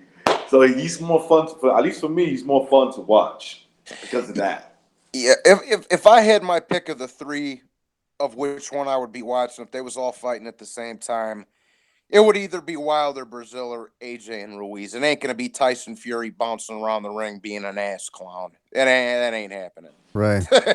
And by the way, Bay Area, California, in the chat room says everybody's here is hating on the Mexican. Yeah, you're right. We're not giving him a shot because he's Mexican and not because he's a short, fat guy that doesn't have the reach, nor the hand speed, nor the power to really compete against Anthony Joshua. You're right. It's just because Bay he's Area, Mexican. are you Nepal? Are you Nepal? Wouldn't surprise me, man. These fucking people, they bring race. They people say, oh, the BDA show is racist. They're the ones that always bring in race. We're not bringing race into anything. Jeez. It's like cocaine. Cocaine. They can't resist it. And when we do, it's just a joke, right? It's just for the shits and giggles. If we do bring race into it, that's right. Yeah, we don't get triggered like some of you little race. What happened? That's what I used to think before too. Like, wait a minute, if they do mention sometimes something that people take the wrong way, it's not that serious. If you do take it serious, you're gunning for it. You're concentrating too hard and trying to pick things out that you're just gonna want to talk about. You just want to be negative about. I was gonna say, I always had a bad experience with fat people when I was in elementary school. When I was a teenager,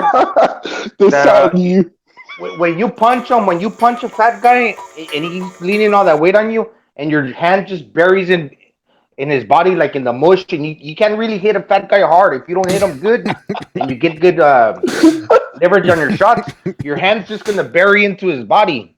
Right. You know what I'm saying? It's kind of like hard to fight fat people sometimes. Do they film you, Gonzalo? Wouldn't you agree? Recognize?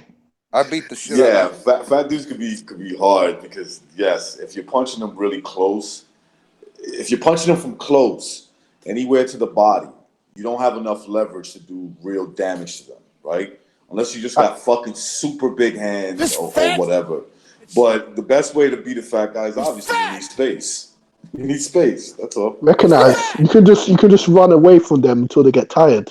Exactly. Yeah, you can use some movement, punch him in his face, punch him maybe the body. If you're gonna punch him in the body, you need long distance. Boom. You can't do it short unless you got fucking brick hands and they're big, real big. I beat the shit out of some chubby kid in the 8th grade. We were playing football at recess, and he slammed me on the pavement. He didn't go down real easy though. I gave him like fucking 9 shots. Yeah, you need 9 shots to take out a big dude. You know what the worst for me, Gonzalo? I don't know about you guys. Those fat guys that are stocky, they're hard. They're not soft. They got that fucking there's some fat obviously, but like Jarrell Miller. I'm not saying his size, 6'4", 300 something pounds. I'm talking about guys with more average height, like let's say 5'10", 5'11", maybe. And they weigh about 260, and they just fucking fat. But those guys, oh man, you can't. Well, they're mesomorphs. They're mesomorphs, so they're powerlifter types. Those are these guys with big joints, and they got that mobility, right? Yeah. If they got mobility, they're fucking dangerous. I have a boy. We're still great friends. This is one of my best friends, and this dude, man, you look at his size, you don't think he's fast. Bro, like he hits you one time, and he more likely he's gonna hit you. You're going to sleep. You guys want to hear a real story about a fat guy and myself? You might enjoy this one, bro. This was in true story. I swear to God. This was at the Brooklyn ballroom at a Dimitri Salita fight. Don't ask me why I was there. Anyway, I was there. And this big fat Jewish dude, he looked like he was wearing a fat suit. He just didn't like me for some reason, and he came after me. But he was so fucking fat that before, it was his belly that clashed with me. And once his belly made contact, I couldn't touch him. I couldn't touch him. He couldn't touch me because he was so fucking round. You couldn't get close to him. True story. You guys are in that air. Yeah, but you couldn't hit him. He couldn't hit me. It was pathetic. Were people laughing instead of trying to break you up, or? It was literally like 5 seconds, and I was just like, "Fuck it, I'm out of here." Because he was just running me over. He was literally moving me out the way, and I couldn't touch him. He was he must have been 300 pounds, man. There's nothing You're worse. Brooklyn. You're in my hometown. Come on. The only It was thing this worse. huge white guy, man. It was crazy. The only thing worse about fighting a fat guy, other than the fact that they might crush you with their weight, is the fact their smell. Yeah, they're not Oh known yeah, for the, ugh. they're not known for the hygiene. Because you are a disgusting fat body. Listen, people are saying BDA. It's not that they're not hygienic. It's that they every time they move, they sweat because they're so fat. Exactly. Now, some people are saying in the chat room, "Oh, why are you fat shaming?" Listen, we don't discriminate against anybody here unless they're fat. That's where I draw the line. I'm sorry, I'm not that tolerant. All right. So if there's any fatzos out there, I'm sorry, I don't mean to offend you. but it is what it is. No, fat shaming there's nothing wrong with that. I disagree with people when they say that. Like, there's nothing wrong with that. Like, look, you got to be honest. Like, that's not healthy for you. I'm not saying shape up. Yeah, shape up. You don't look good that way. You know? They're trying to make it mainstream. They're putting big fucking chicks in swimsuit, and SI now and shit. And you don't want to normalize. Yeah, you don't want to normalize obesity. It's fucking costing this country billions. It's in the epidemic proportions and shit. So, you know what I mean? It's like fucking ridiculous. Whoever said that. Hold on, ahead. one second apology. Whoever said that in the chat, dude, you're talking to fucking Bobby Bacala over here, and I'm laughing my ass off. So fucking take it easy. There you go. Jimmy, isn't some places in America like being fat covered by healthcare? Or am I wrong? Oh, well, yeah. Well, because it's just all the side effects that can go with it. It's all covered now. You know what I mean? Diabetes, the fucking heart disease, emphysema. There's all kinds of things that, associated with just obesity, other than just bad joints and fucking stink. So, and it's one, actually, that and smoking. Obesity and smoking is what drives the fucking health costs in this country through the roof. Jimmy, I got this kid talking to me, right? I feel bad for him. He's like, he's a professional victim already. He's like 20, I think he said 27. He's talking to me, and he lives in my neighborhood, so I gotta ask him whatever. So he's a pretty nice person. We're talking. He's like, yeah, I got this problem. I'm like, dude, how old are you? He's like, I'm 27. I'm like, I didn't diss him or anything. I'm like, dude, you just need to take charge of your life. That's it. Well, You know what he tells me? What do you mean?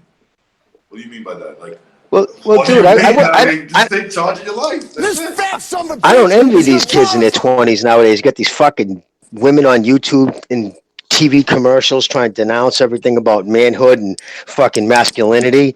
Masculinity is what wins you wars. Masculinity is what made that kid dive in when all the other fucking kids went running and screaming. That kid who fucking charged a gunman and ended up losing his life. But that's the fucking toxic masculinity, and so it's ridiculous. And they're cutting the nuts off these kids, and the fucking now it's rape culture in college campuses. They're afraid to talk to a woman because you know what I mean. So it's gone nuts. And also, they're turning them into women. Like they're feeding them pills. They're saying, "Oh, it's okay to be a girl.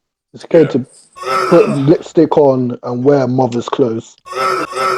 All right, let's get back to the boxing, man, because we're getting into second Renaissance territory. By the way, Jimmy. Yes, sir. You're supposed to wait for your fucking intro, man. You know that. Oh man, sorry, I'm a little fucked up. All right. Are you trying to kill me? Are you trying to kill me? Is that what's going on here? Yes, we're all trying to kill you. Do you think I'm gonna have that? Do you really think I'm gonna have that, you ponce? All right, listen. Good to have you on board, Jimmy. And listen. Let's get right down to it, Is that man. Bucho? What? No, that's not Bucho. So what is that? I'm gonna have that punk or something like that. Do you think I'm gonna have that? Do you really think I'm gonna have that, you ponce? And what are you going? You're gonna go take a dump? I thought that was Bucho. Nah, that's not Bucho. Listen, let's get down to Baranchik versus Taylor. Oh boy, am I excited for this fight. Now, I know you guys weren't all that excited about Inoue versus Rodriguez. There's not that much to say there. Whether, we'll have to wait and see if Inoue is the goods or if Rodriguez gives him a tough fight. But Baranchik Taylor, the winner takes on Regis Prograis. And we're going to be taking predictions, by the way, guys. So start thinking about who you want to pick in this goddamn fucking fight, all right? Let's start with, whoever wants to jump in first. What do you think about this fight? Baranchik versus Taylor. Is it going to be a good fight? Is Taylor the goods? Come on. Now, was Taylor the kid who had a hard time because of weight conditioning last fight out? Well, recently, was he the British kid I'm thinking of, or is that somebody different? I know you're talking about. Yeah, you're talking about the dude Inoue beat up. Okay, yeah, that's so different. Okay, so yeah, no, I still hasn't had that. Shit, I don't know. Something about Branchik. I don't know. There's just something about that kid. I don't know. He's good. He comes at, but I don't know if he's the same level as the other Eastern European kids. Fuck it. I'm gonna go out. Throw me down for the Brit. I'm gonna go with the fucking UK kid. All right. Well, see, that's the thing. Yeah, go ahead. Apology. I'd say this is gonna be a good fight because Josh Taylor, he can box, but he also can fight, and he's willing to fight as well. So I can see some like exchanges where they're both landing good shots to each other and making it war. Because Josh Taylor would be afraid to do that, but I think Josh Taylor should have the skills to outbox Baranchik, because Baranchik, he's good offensively, but he gets hit way too much. And his last fight, he was getting hit by Yigit, but the problem was Yigit was too small, so his punches weren't really affecting Baranchik. But you can see the holes in this defense. That's a good point. That's a very good point. Yeah, Baranchik. There was one fight prior to the Petrov fight. I think it was. He fought some American guy. And it was just a bore fest. He was overshooting the distance. The other guy was clinching him. Very sloppy affair.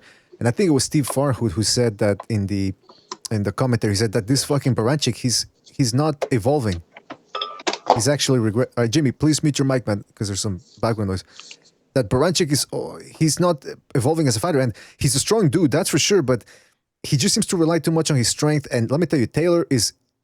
When he fought Postal, he looked to be as tall, if not a little bit taller than Postal. He's a long dude for the weight. He's very fast, southpaw to boot. Does anybody think Baranchik is going to make it past Taylor's reach and give him a good fight? Can his strength play a factor in this fight? Fucking Taylor's 5'10", right? Yeah. He looks definitely, because this is proposes. It's hard to say what kind of a fight it'll turn out to be, but I'm leaning more towards it's going to be like a war of attrition, although Taylor's going to try to fight using his higher his longer reach and his height, but this guy's going to come forward. And what I got to say about Baranchik, he weighs at 140 pounds. He's a Belarusian, but he's really strong for his size, almost like, like a strong man. Like there was this guy that used to be the strongest man in the world. I think his name was Mariusz Pudzianowski. And he got into UFC, and although he didn't have no experience in the UFC, he was able to beat guys up based on his strength. So the comparison I'm trying to make here is that Ivan Baranchik is very strong, and I don't think that it's going to be easy for Josh Taylor to ward him off that easy, to keep him away. So even though he's sloppy, and Taylor's going to score and points, Baranchik is going to test him. And whether his strength is going to play a factor and make it different to, like, you remember when Mayor got fought Vernon Forrest? Yeah. Or when knocked him out in Shane Mosley, and when Shane Mosley fought Vernon Forrest, like, there's just a style that sometimes is not, even though you might be really good, you're going to have a hard time with, Right. So we don't know if Josh Taylor's going to have a hard time with the Baranchik style, because it's way different than when he fought Postal. It's not tit for tat. This guy's going to rush him. So I'm very curious to see myself. Sorry. No, that's a good point. That's a good point. I mean, that's what Baranchik has to do, because I'm pretty sure he doesn't outbox Taylor from the outside. And Taylor, like I said, he's got pretty decent pop. So if he stays on the outside, that is Baranchik. If he stays on the outside against Taylor might start piecing him up a little bit, because Taylor doesn't want to go 12 rounds. He wants to hurt people in there. Man, it's gonna be. I was making a cup of coffee real quick, but that's gonna be a good fight. I'm looking forward to that shit, dude. Taylor, let me get a cup of coffee too. Yeah, I need some fucking juice, bro. Some rocket fuel. But yeah, dude, that's gonna be a good fight. That's the one I'm looking forward to the most this weekend by a long shot for me, anyways.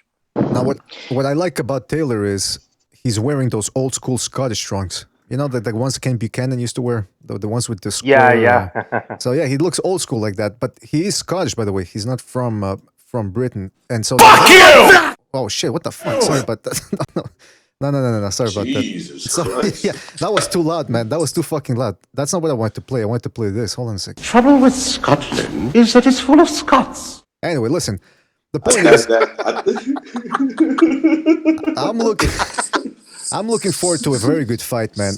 This must be the fight of the night. Then again, it could be boring. Maybe Taylor's going to be too good for Baranchyk. I don't know. Who else wants to chime in on this fight? Anybody? Fuck Taylor. Fuck him. He's gonna be a good fight. This is gonna be a good fight. I'm telling you. Now I think Taylor's gonna win, even though I'm saying he can go fuck himself. But I think he probably wins. Baranchyk is gonna give him a good fight, man. Unless it's just one of those Taylor coming out parties where he just he's a lot better than everybody thinks he is. Where they fighting? Is it taking place? They're fighting in Scotland. Scotland. Yeah.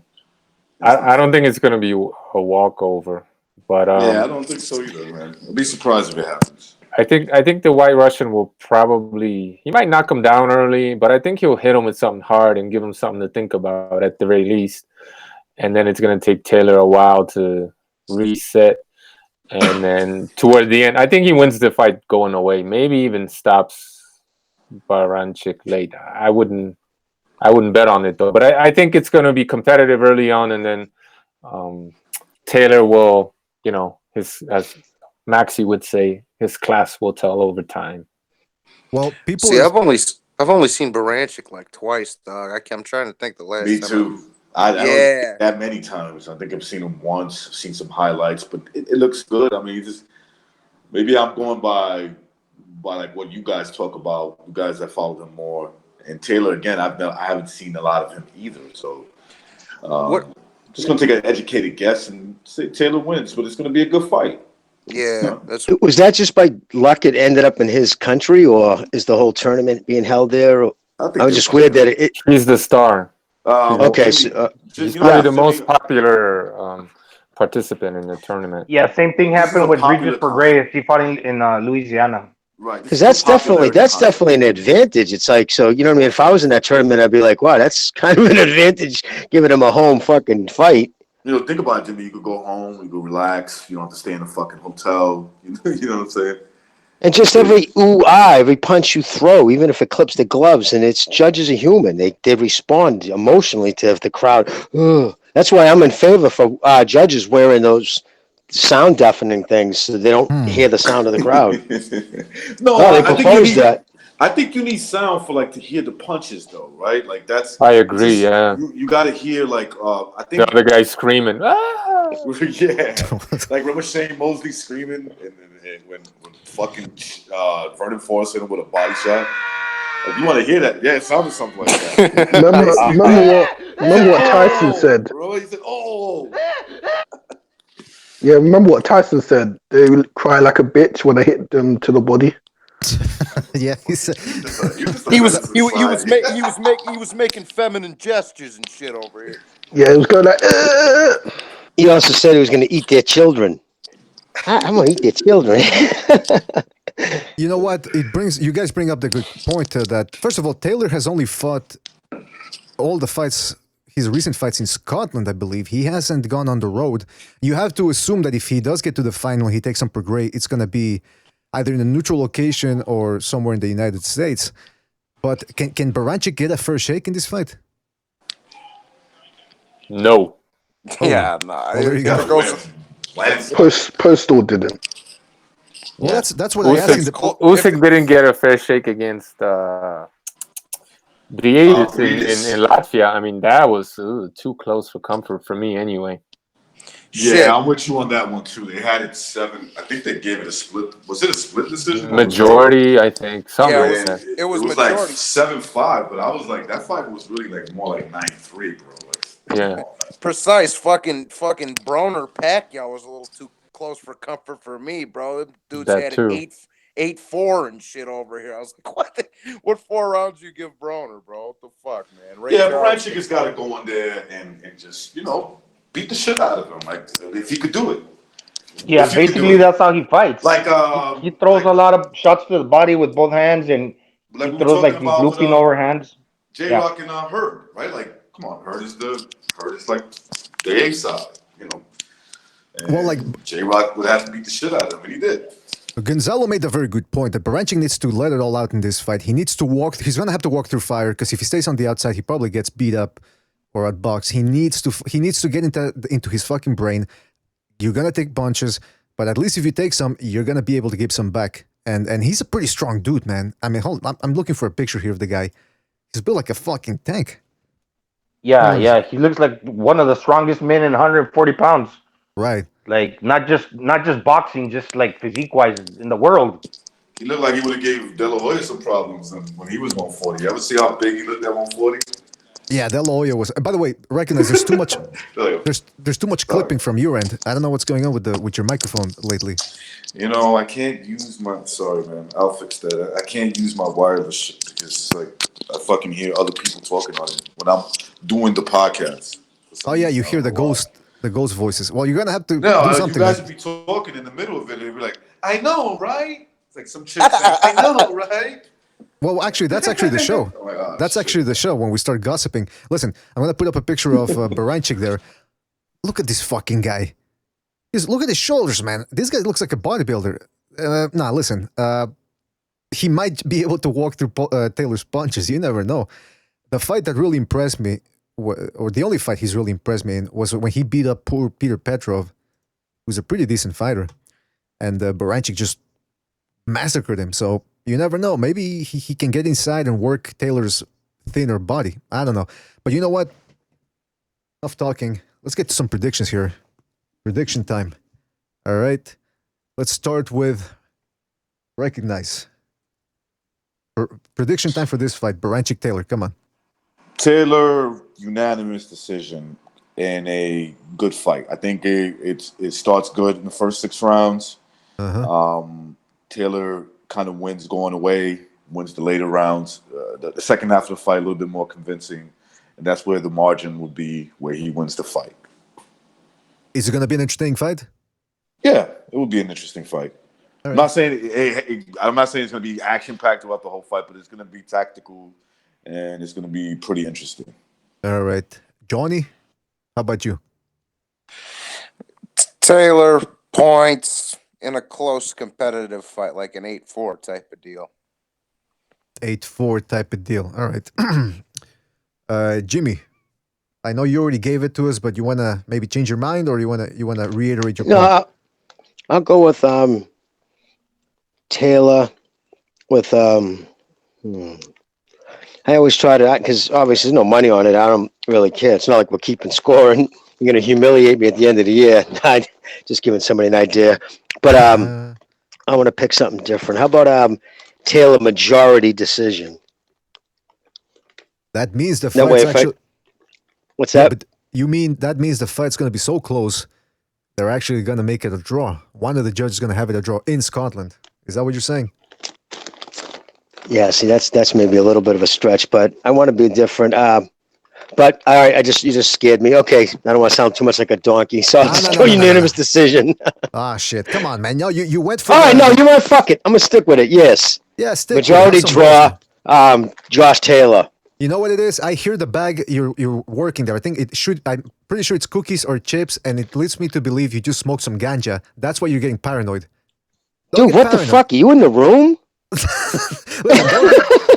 I just opened the bag. I haven't even got one in my mouth yet. All right, let me put that down. This is one of BDA's many talents. He knows exactly what you're doing. That's right. Wow, that was crazy. Just described everything. Wow, all right, I'm gonna mute this shit. Don't let the you think your camera's off, man. They're tapped into your shit. That's right. I got NSA contacts. All right, so Jimmy. You and Zakara boys.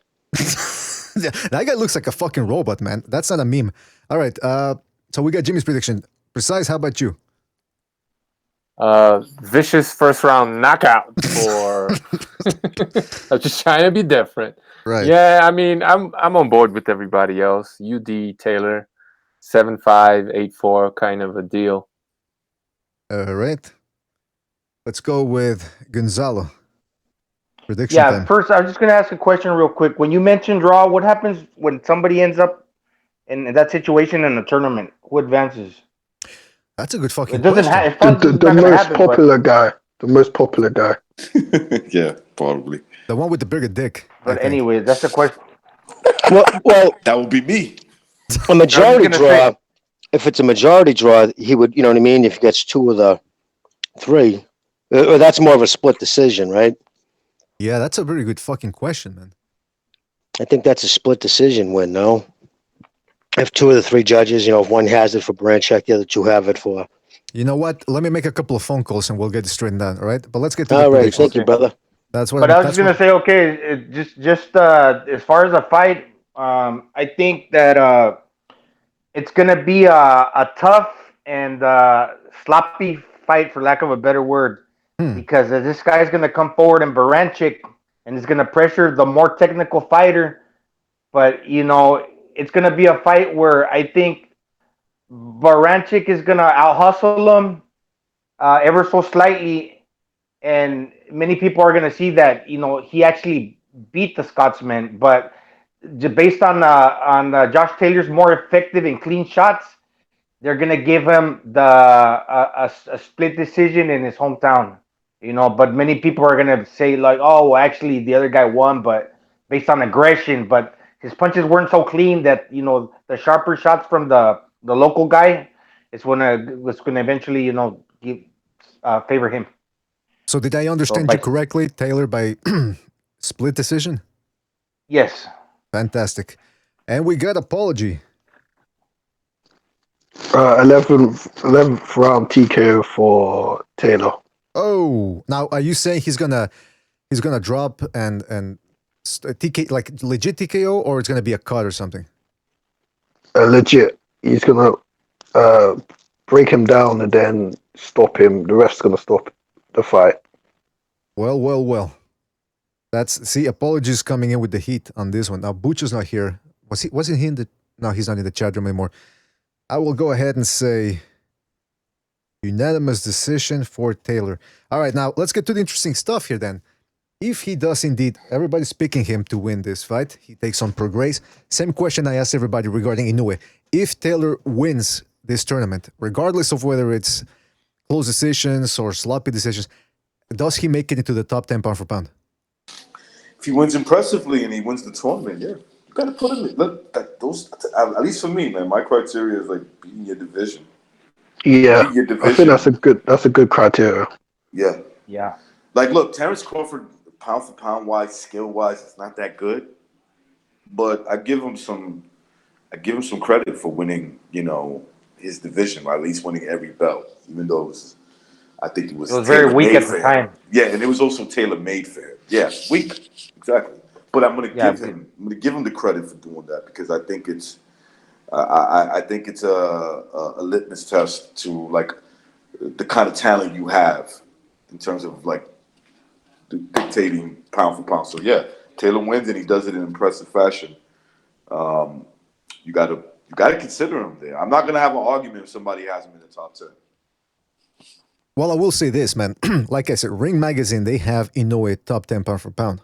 And he hasn't beaten anybody of note. He hasn't beaten nobody. So if Taylor wins, by their standards, they should, and let's say if Taylor wins this tournament, and let's say he looks impressive, and Inoue looks impressive as well, who deserves to be top 10 pound for pound? Who has more of a claim, Taylor or Inoue?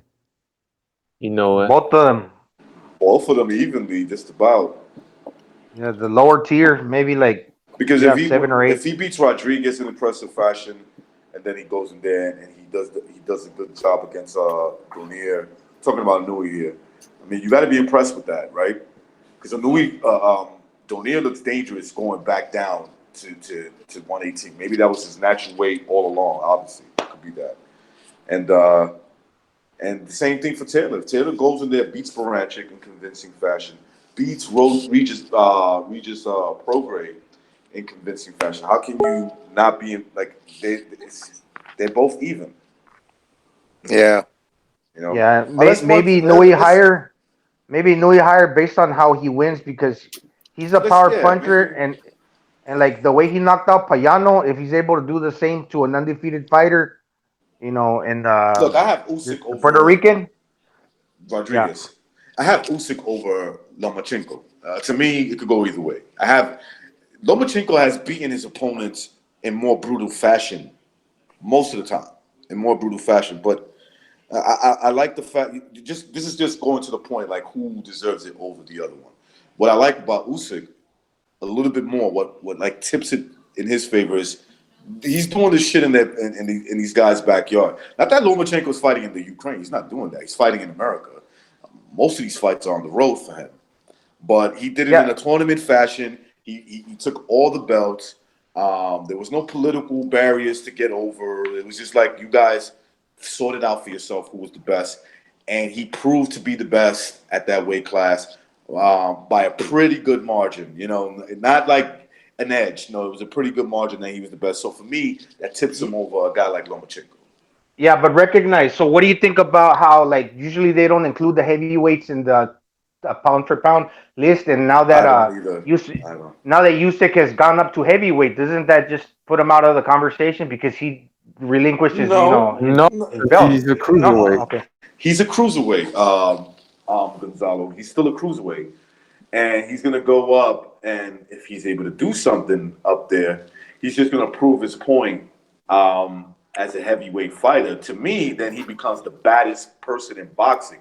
Look, the heavyweight champion, to me at least, doesn't need to be in the conversation. First of all, they're not really that skilled, right? Like, skills play a big deal in boxing and doing pound for pound.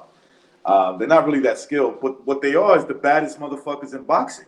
Is what they are. You're the heavyweight champion. You do it legitimately. You blow your father with that guys mouth? up. Say again? You blow your father with that mouth? What's with the language, man? Come on. Well, they're the big money makers. You know, the big money makers always been around the heavyweight division. So for that, just because of that, they've been dubbed that. I've always been a middleweight fan myself. That's always been my favorite division. Yeah, I like that. I like that weight class too. Middleweight to like 175. Big enough to knock you out and still small enough to throw a lot of punches. Yeah, see that was always my favorite, like the middleweights and the light heavyweights, because them dudes is my size. You know what I'm saying? Like 6 foot, 5'11", 6'1". Heavyweight boxing, it helps to have really nice skills. You know, it wouldn't. It's a requirement, but at the same time, it's about what? Power. What do we always say in the heavyweight division? One punch could change everything. Well, that's mostly true because just one punch can change everything in a fight. Where the lower weight classes, you got to use skills. Like you got to fucking use. Yeah. You got to know how to fight. I just remember because like many years, like they never included them. But wouldn't you guys agree that like back in the 70s or 80s, based on what I've read and seen on TV, that many people consider Muhammad Ali to be like the best fighter, ever, at least before now, like how they used to think. Well, I think he said it himself. That Sugar Ray was the greatest, but based on that, the way he moved and his skills, his jab, his superior footwork, they just they thought about him as that. Gonzalo, bro, this is what pisses me off is when people try to say, well, who would win in a fight between Joe Louis or Marciano and Klitschko? Well, obviously Klitschko, the dude's 6 foot. He's gonna fuck those guys up. I'm saying, but like obviously Klitschko, but bro, if they were around in Klitschko's era, they'd be fighting Kovalev and Adonis Stevenson and shit, bro. Like, but then you never know. Klitschko loses to Sam Langford. Come on, guys. Yeah, but you never know if before Klitschko turned into that style. Before he turned into that safety first style, clinching and not allowing you to to hit him, he could be knocked out too. Dude, listen, Klitschko is 6'6", right? Marciano's 5'10".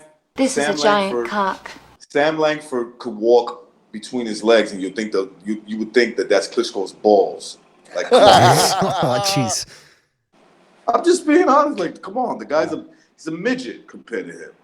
How tall was Lamont Brewster? The guy knocked him out before he started taking 6'2", 6'3". Yeah, that's enough. That when you're 6'2", 6'3", you can reach a guy's chin at 6'6". Yeah, but here's the thing. This guy? Here's the thing. When people say that, like, what's his name? Brewster was able to get to him. Yeah, after almost being knocked out.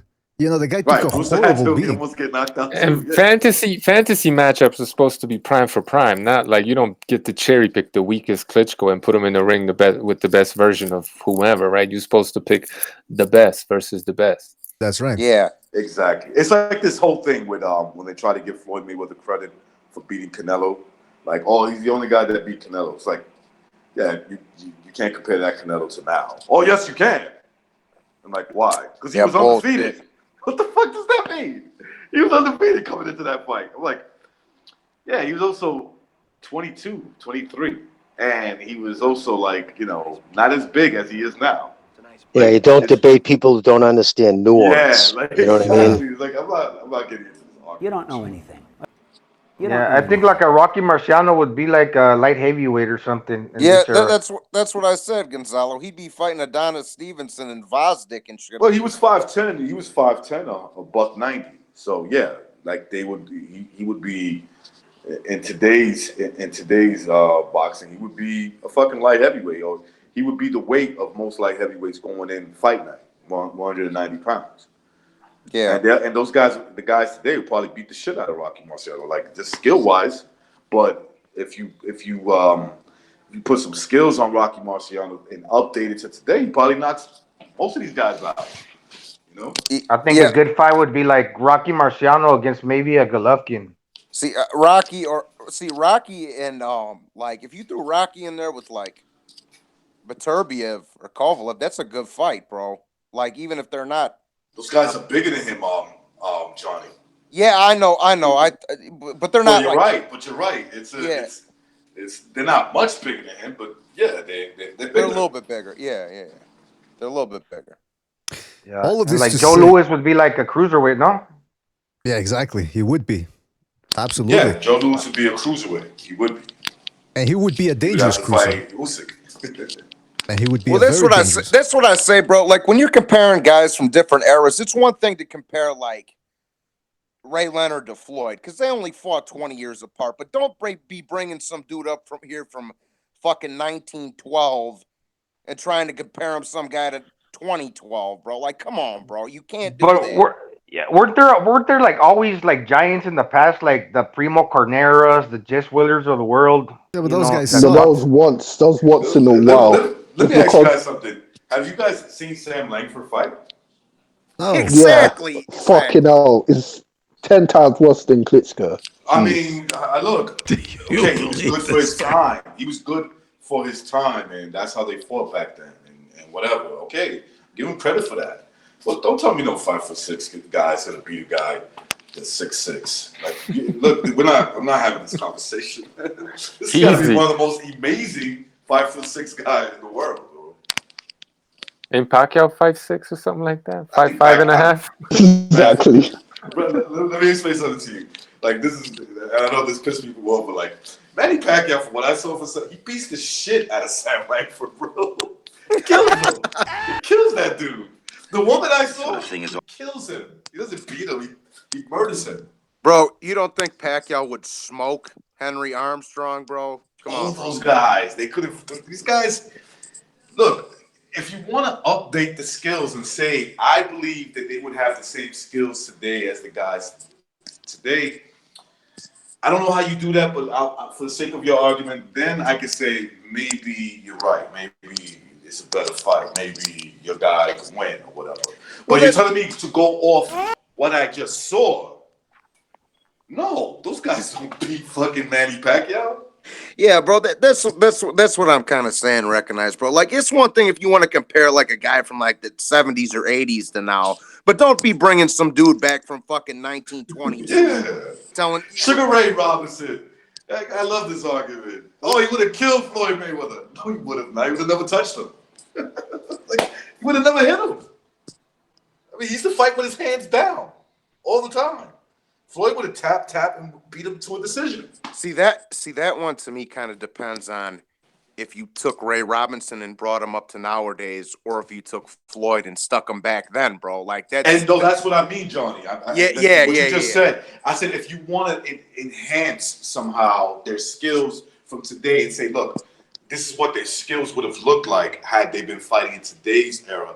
Then I say you got an argument. You know, I don't know how you do that, but then, but if you want me to go by what I saw with my own eyes, what they're doing in the ring, I think I favor all the guys today, all the top guys. Well, let me throw in some nuances here. on top of that, right, just be the devil's advocate.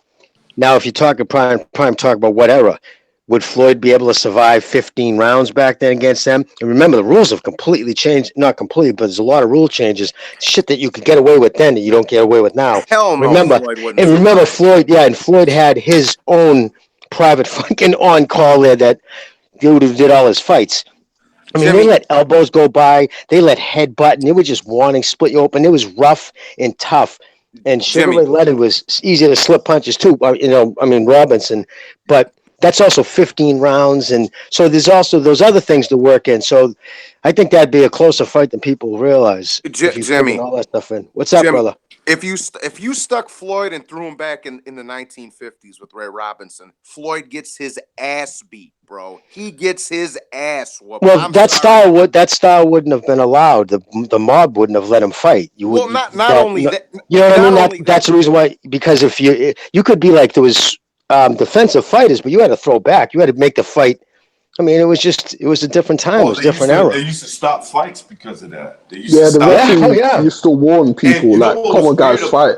You know what was weird about that, Jimmy, was that if they stopped the fight back then, and if it wasn't because the judge, the referee thought that you were taking a beating, they just thought that there was lack of action. They still went to this fucking scorecard, and the guy that was in that case, and anybody could correct me if I'm wrong. If the referee stopped the fight, he just took the winner's hand and raised it. Like he's like, no, he won.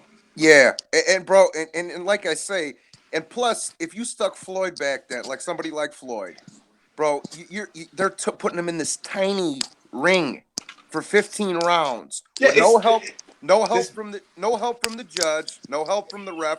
You could get away with elbows and hitting in the back of the head and shit like that. Like Floyd gets his ass beat, bro, if you put him back then, bro. Look, if you were to enforce the rules, just enforce boxing rules, right? To the T. A lot of these guys wouldn't be where they're at. The little stuff that they let them get away with is so that, look, they're the A side. It's that political A side thing. It's to let them hang so they can win the fight or get the decision or whatever. I mean, how many times have we seen it? Kovalev versus Andre Ward. Well, dude, you've wore gloves. The guy was breaking every rules. You guys, I'm sure most of you guys have put on boxing gloves at one point, even just to try them on. Now, you know how they do it today. You can't put your gloves on until right before you're about to go in the ring. The guy has to sign them, plus you have to have a rep from the other fucking camp in there watching. Yeah. Back then, like my grandfather, one of the reasons why he was hired, at least he only did one, but he was always offered to do pro fights. He just didn't like the game. But he could break a pair of gloves in real quick. He would have him slip your hand in real quick, and back then they would give them to you 2 hours, up to 2 hours before the fight to act. They would say acclimate you to the gloves. So of course, what they would do, he would have you put it in right away, make a fist. He would just take his fingernail, scrape the leather where your knuckles were, and he would bend it and work it. And back then they used to use gauze too. Sometimes it was depend on the state, but yeah, they would wrap different. They could break the gloves in. They would have an 8-ounce glove, and then they would break it and work it to where by the second round, the dude's hitting you with fucking just his piece of leather over his knuckles.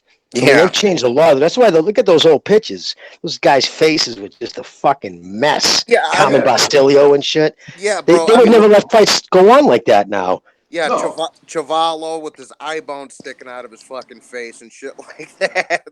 It was just, I mean, and there is such a thing. It's called face callus. Like, you get used to getting hit in the head. You know what I mean? Like, those guys fought 5, 6. One year he fought 17 pro fights in a year. I mean, they're fighting all the time. Yeah, so because you get, but the side effects, by the time you're 60 years old, you're ordering a coffee, takes you 10 minutes. You know what I mean? Yeah. If you make it that long, seriously, it's a sad effect. But those guys would just take severe beatings and they wouldn't stop the fight. So you got, I don't know. But today's when you get punched in sparring, that makes your body, that's supposed to make your body harder. You know that, right? Like that's what it's meant for.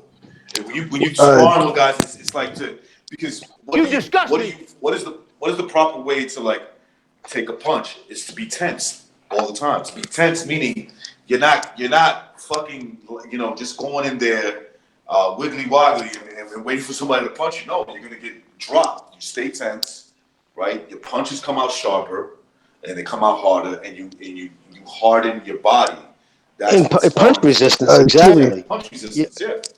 Just like wrestlers with their ears get all fucking jacked up and shit. You can see it because they just get calloused up from constantly working. The same thing with the face. Like you could tell when Mickey was training a lot, his eyes just always looked a little puffier because he was just have like thicker skin around his eyes from getting tagged. Jimmy. Yes. Michael Scott asked in the chat, "What do you mean by gauze?" Well, they would use different type of wraps. Nowadays, it's a 100% cotton, or like the wrap that it's. They've changed a lot of that. Back then, they would let you gauze up. You could do things like put gauze in between your knuckles, and then there was different wrapping materials. Some, the minute it got wet, like if you got the old hospital gauze, that's what some guys used to use. But the thing is, with that and the tape, they would gauze up, tape up, and they would put their hands in water, and then they would fucking try to wring the water out by pushing the gauze down. So it was like a cast. Yeah, the old timers used to tell me the stories. And I would say, really? You know, we're in there like, because we'd be saying, like, for sparring, somebody gets caught with a thumb. It's like, why you fuck it, baby? Of course, you know, then the guys tell us how we're all pussies and what they used to go through. But and then, of course, we'd all say, yeah, but that's why you're fucking half stupid now. Look at you. Whoever told It's you like that you drywall with tape. men? Right, exactly. Except the strands are much, much finer. Right? Is that what I'm thinking of? Yes, exactly. Yeah, it would become like a cast, and you could see their faces. Like there was characters in there. Ouchie McGinnis, this dude, his fucking nose started on his earlobe and come around, and it just looked like the fucking railroad tracks with scars. And he was making $50 a fight. And sometimes, getting his fucking brain scrambled. Sometimes with the wraps and the gloves, man, sometimes it can feel harder to get punched with like bare knuckles. Somebody with fucking big hands hitting you. Sometimes there's fighters that take a lot of punishment and they don't show the signs that other guys do. That's kind of interesting in a weird, morbid way. But you know, like Julio Chavez Jr. He seems to be okay. While But you know, I like to see. I'm sorry to cut you off, bro. But you know, you need to see him after he's been sitting for a long while. When he goes to stand up, there'll be the little short. There'll be this signs, tails like that. And when he gets up in the morning, obviously we wouldn't be privy to that. But it's usually when they've been sitting, say they're watching TV. If they have to jump up real quick, you know how sometimes you get lightheaded, you get a little goofy. Yeah. You'll see that a lot. Like I mean, bless him. But even Mickey, I mean, he says it. He's like, whoa, you know, because he's had already operations. I mean, he had his ruptured eardrum. I mean. Twice, like 2 ruptured eardrums. Oh, man. Jimmy, right after they're the worst. Has anybody ever had that before? I've had a couple broken eardrums. I've had it twice. But right BDA trying to speak. Yeah, just right. Thanks, apology. Just right after the third Ward Gaddy fight, didn't Ward have double vision for about 3-6 months or something? Or does he still have that? Yeah, well, he had it for a while because he had to have in the first round, was it, or the second? He ruptured his eardrum. He caught him with a right hand and ruptured his left eardrum. And what happens? Your eardrum is like that, you know, the navigation thing where no matter what you do, you turn left and right, it stays center. That's keeps you equilibrium, basically keeps you from focusing. So he fought that rest of the fight, the rest of the 11 rounds. He said, Jimmy, I felt like I was going in a circle even when I was standing still. It was crazy. Yeah, that's why when people get vertigo, you know, the vertigo. They get that ringing in the ear or something like that, right, Jimmy? Yep. And also, it makes you. I don't know about you, Johnny, but it was making me nauseous. It was. You take on with car sickness. It's the same thing. Your eyes are trying to focus on a certain point, but it's you know what I mean. I had a boxing fight with this kid, and we did one of those. We used to call them, and like in New York in the gyms, we used to call them live fights. That means that we don't wear headgear. We wear like 8-10 ounce gloves, and we box like it's a real fight. I had a fight with this kid, and we were going at it, and I won that fight, right? I ended up stopping him, but the kid broke my fucking ear. He burst my eardrum. Yeah. And I remember, like, okay, I won the fight in there, but I suffered for like fucking 2 months. It was like constant. This was the first time it happened. The second time, I handled it a little bit better. I was older. And obviously it happened already, so, you know, it's a little different. But I didn't know what the fuck was going on. I didn't go to the hospital, right? So, like, I'm, like, literally getting up in cold sweat. Like, feeling like I gotta throw up, but nothing comes out. And then finally, I was like, okay, something bad happened. You know what I'm saying? Something bad happened in that fight, so I gotta go to the hospital. What I got mine broke twice. See, I always had problems with my ears when I was a kid, bro. The first time I broke my eardrum was when I was like 3 or 4. We went on an airplane to Florida, bro. That's how I broke it the first time. The pressure broke it when I was a little kid. Oh yeah. And then I was all fucked up the whole trip too. It was fucked up. But the second time was when I got in a fight. But I remember this cat, bro. After it was better for a while, bro. Somebody shot a gun off right next to my fucking head, bro. Oh, that could do it. Yeah, that would do it. I was like, it didn't break it, but I got all nauseous, and I was fucking like, motherfucker, and I fucking snapped on him because my ear was ringing for like a fucking week, bro. I was like, you fucking cocksucker. And But of all those Ward Gotti fights, I think he took the most damage in the fight he won.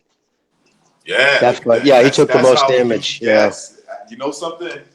I remember like my friends telling me. I remember my friends telling me this shit. They were like, "Damn, yo, you beat that dude's ass." I'm like, but I feel like shit. Like, you know, like I don't feel good at all. And they were like, it's just, you know, that the first 30 seconds of the fight, he came out swinging. I'm like, yeah, he came out swinging and almost fucking took my head off. Like, you guys don't realize this guy almost killed me. Mickey ended up in an injury in that first fight that I've never seen a boxer take. He had 4 of his front teeth were punched, like they actually sunk into his gum. It was crazy. Yeah. It was gross. And his hands, when him and Toro were together, his hands, I'll never forget when they opened up. I was trying to talk to him, and I couldn't stop staring at his hands. They were in fucking ice, both of those guys. And they were just, they were so swollen. And you could see the swelling happening in his head. But Toro's eye, his girlfriend, they had like obviously a bunch of Vaseline in there at the time.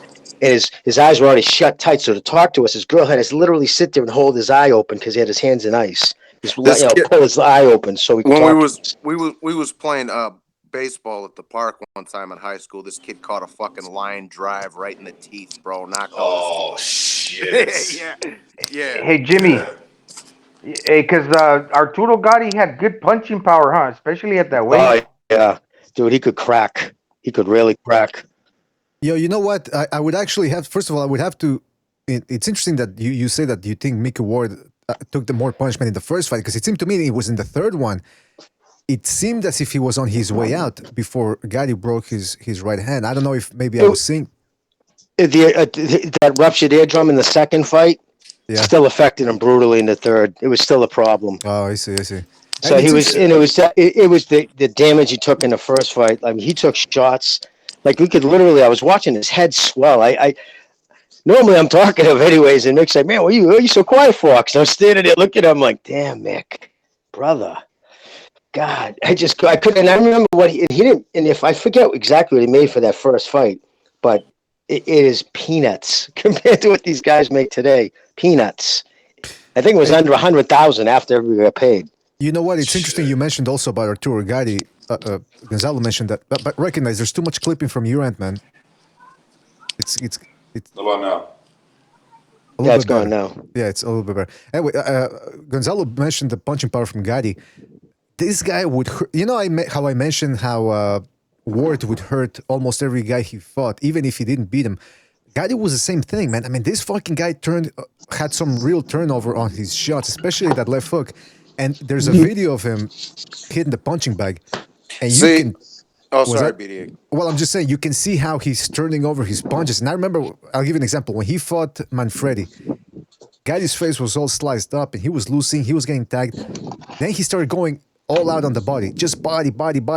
And before you knew it, Manfredi was the one backing up with his elbows tucked all the way to his fucking knees. This guy was fucking watching out for those body shots. And that was the type of punching power that Gotti had. He didn't really have the skills to be a pound-for-pound fighter, but that punching power, oof. Well, that's when he straight up said it, man. He's like, the night at the hospital, he was like, I've never hit anybody so clean and so hard. He goes, I don't know what round it is, but you're going to see. I kind of hit him and I kind of turned because I expected he fell. And then when I turned back, I caught a shot. It was me going with a left because I just couldn't believe it didn't drop. Do you guys remember the Joe Gamos fight? Oh yeah. Nearly killed him. Yeah, he retired him. Oh wow. He retired him. And by the way, can anybody remind me or confirm? Did Pacquiao get his eardrum busted up against Cotto? Because I remember reading that, but I don't know if it was ever confirmed. I remember him saying something to the fact that this wasn't an easy fight. Said some shit like that. He's like, no, Cotto, you know, he said, look at my face after the fight.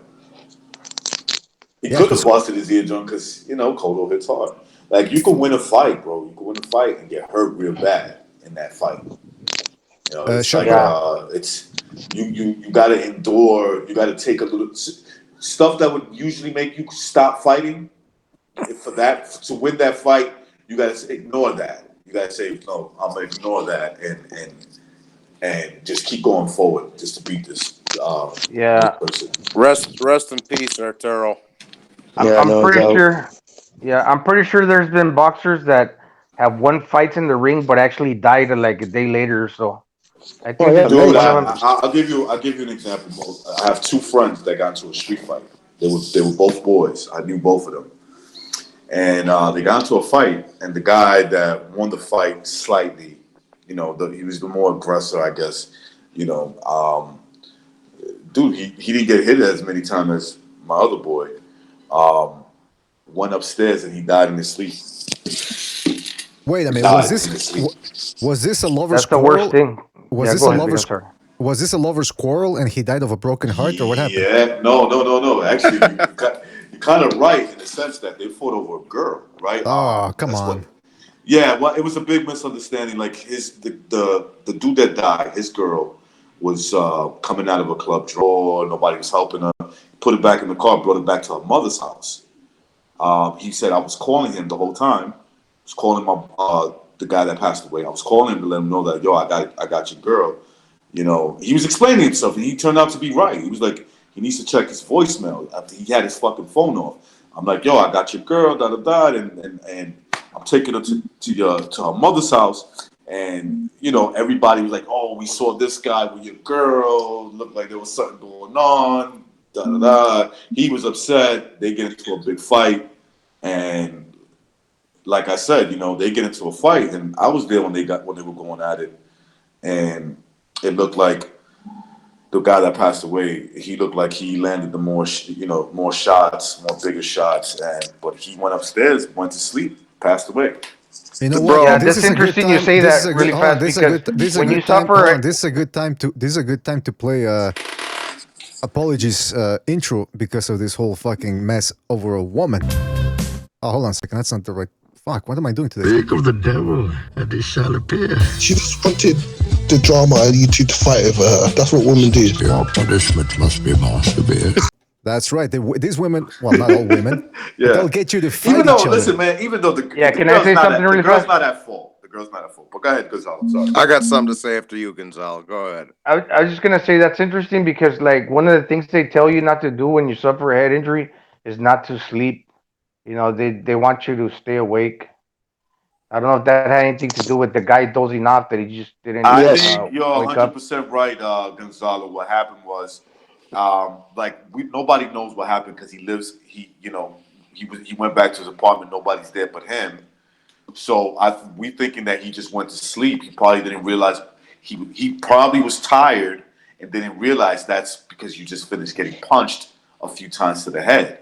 You know, so you're not supposed to really go to sleep just like that. Hey, BDA, was that song you just started to play, was that the theme song for Buffalo Bill? Yeah. What the Wild Horses, was that the song you want to play on? Yeah, that's Pavel's intro. He hasn't been here in a while, so we haven't played it, but I'll play it Antisocial personality disorder. Behaviorally is someone who does not have a conscience, does not have remorse, does not feel a sense of guilt. This man's dangerous. He is dangerous. Yeah, that's I like that intro, yo. One time, back to the fighting over the chicks, though, bro. When I was staying in Florida, we were tossing the football around at the beach one time, and it was all wet because we, it like fell in the fucking water or some shit. But because I can throw the football, bro. Like I know what I'm doing with football too. But it slipped because the ball was all wet. It slipped out of my hand, and I fucking drilled this chick right in the face, bro. And it was an accident though. Right. She was fine. I felt like remember on Meet the Parents when dude Fokker fucking hits old girl with the volleyball in the nose. That's what happened, and these dudes got all fucking salty, and I was like, man, it was an accident, bro. And she was fine too. I felt bad. Poor girl, man. Poor girl. I felt bad. But it was an accident. Like I didn't fucking, dink her on purpose. It was a fucking accident, dog. Now, when you say beach, is that like one of the Great Lakes? Because like Chicago, or do you have to go all the way up to the coast? No. When I was living in Florida, Jimmy. Oh, okay, bro. I was just wondering, like, wow, that's a big road trip. Yeah, no. That's when I was staying in Florida. But you know what? Women will do. Well, I mean, women. Everybody does stupid shit, but sometimes women don't seem to weigh in the risks. Like, have you ever seen those women that'll get close to animals? It's almost usually women that when they get out of the car during the safari and they go to that fucking they try to feed the lions. It goes to show you their taste in men. Why they are the way they are. You know. That's right. Those kind of girls. Those kind of. Well, all right. Recognize. I think you muted your mic. Anyway, what's this? Yeah, there was a woman recently a girl. I would call her a girl, not a woman, but she was a college student. She went over she snuck into a tower in college, in her local college, and she went up all the way to the bell tower because she wanted to get a better view and a photograph for Instagram. She ended up taking the photograph, but she fell down. She fell, actually, and ended up killing herself. All for an Instagram post. I'm telling you, people, I've said it before and I'll say it again. Instagram is killing more women than any man ever could. All right? That's just my opinion. I mean, they got whole channels. They got whole videos to that. This you wouldn't believe how many clowns went to like step over the side of the Grand Canyon and went. Yeah, I think there's even like warning signs for like selfies because people die like that too. I mean, the bright side of it is that people get weeded out. The stupid people get weeded out. I was just about to say exactly. Clean out the gene pool. Yeah, exactly. Bro, you want to know? Let me tell you. This will tell you why I never finished college. But I fucking, dude, we used to do some wild shit, bro. The fucking couple months I stayed in the dorms, and I just moved into a crib. But because they had too many fucking rules for me back then. But we used to buy like boxes of ice cream sandwiches in the dorm rooms and just fucking chuck them at everybody's door. They'd fucking come out there and step into a puddle of fucking melted chocolate and ice cream. Oh my god, I was a fucking animal, bro. I fucking this one kid. We were at this one house party. This kid got in my face. I snuck up into his room and I pissed all over his laptop and his bed and everything, and jumped off the fucking roof or something. I don't know. I used to do some wild. Man, you're fucking starting to scare me, man. What the fuck? I'm a funny guy. What do you want from me, BDA? You're a funny guy, yeah. Next thing you know, you're gonna tell us, one day I murdered somebody. You're gonna be laughing like fucking Max Cady. Nah. Anyway, yeah. Nah, it was a good time. We were just having fun, you know. No, yeah. Well, college is the time to act like an idiot. I certainly had my share of stories in college. Right before they booted me for trying to sleep with one of the professors. They promise you an A, and then when you try to sleep with them, they fuck you over. Listen, the point is this, man. By the way, Corruption in Boxing gave his predictions for the fights. He says Inoue and Taylor by knockout. He's picking both those guys by stoppage. So make of that what you will. Also, we had Cameron earlier. He fucking jumped off. So that's he just hit the join call button while he was busting a nut by mistake. Yeah, he must have, because he came and went. Yeah, he's done that like the last 5 shows, BDA. He literally comes on for like 3 seconds and falls right back up. I'm like, what are you doing, dude? Well, I guess maybe he gets a whiff of the conversation. And he decides, you know what, I don't want to have any part of this. Do you believe this guy? Y'all ready for this? We just getting started, honey. All right, listen. We do have to get the predictions for the Inoue fight, which we didn't get. All right, so we're gonna go ahead and get some predictions out of the way. Let me go. I'm going last, BDA. I got to take a piss. All right, go ahead. Inoue versus. I'm just gonna write Puerto Rican guy. All right. Let's start with Recognize. Recognize, are you there? Recognize? No? Okay. So Recognize and Johnny are incapacitated for the moment. Let's go with Jimmy. Jimmy, prediction for Inoue versus, what's his name? Rodriguez. I don't know much about that kid Rodriguez. Does anybody? Yes, I don't know much about him. He's pretty solid, man. He's pretty solid. Yeah, the lowest weights. I don't really mess with the low weights, dude. I just know that kid. I'm into it because, just the last few years. But I'll go with Inoue. Fuck it. I'm going to call him out on his monsterhood. Let's see. We'll say 8th round knockout. Oh, pretty specific right there. All right. 8th round KO. All right. Gonzalo. Yeah, Jamie just beat me to my round. I was watching some highlights of this guy, the Puerto Rican. And he's undefeated with 64% knockout ratio. Very technically good fighter. But Inoue, I was watching some of his fights, and he just seems to be very powerful, and he's also got skills too. So I'm just gonna call it the same with the guy that hits harder, and it's gonna be a good test. But I'm gonna have him by a 7th round knockout. Oh, so you're trying to beat Jimmy then by 1 round? Well, yeah, I was gonna pick the 8th, but he got it, so I think maybe 7th is good. We can pick the same. It doesn't matter, but I'm just gonna go. Yeah. All right. So fantastic. All right, Recognize, are you there? Yeah, sorry, I got a phone call, so we got cut off. It was it an overseas phone call or just a regular phone call? It was, that thing I was telling you about. Right, with the guy or the second guy. Oh, okay, I got you. All right, so prediction time, baby. What fight were we talking about? Inoue versus. By the way, Recognize. Inoue is fighting your Puerto Rican countryman, and that same night, my brother. I don't think. Yeah, your brethren. Now that same night, I don't think it's being televised, but Hector Camacho Jr. is going to be fighting. What do you think about that? Ah, bendito. You know what bendito means, right? Bendito, yeah. Yeah, I mean, whatever. I actually know the kid, man. I actually know him. I could say we're friends. We're actually friends. So I haven't talked to him in a long time. You never called him out for when he bitched out against Jesse James Leija? No, I mean, I never talked to him about his fighting and stuff. Never really nothing like that. I mean, me and him almost got into a couple of fights, but I think he knew to play his position. All right. I recognize making it known that he's El Watusi in the neighborhood. He's a nice dude. He's a nice person, and but he should stop fighting. Yeah. Right. Back to Rodriguez. I'm pulling for my Rodriguez to win, right? But we got to go with what we think is going to happen, not who we want to win. And I think Rodriguez is going to be tricky for a couple of rounds, right? And he starts getting touched up, maybe anywhere from round 4 and up. And I say he gets stopped. I want to say the 9th round. All right, Rodriguez. So Inoue, 9th round. All right, apology. Step up time. Inoue, unanimous decision. Inoue, unanimous decision. All right. All right, I'm back.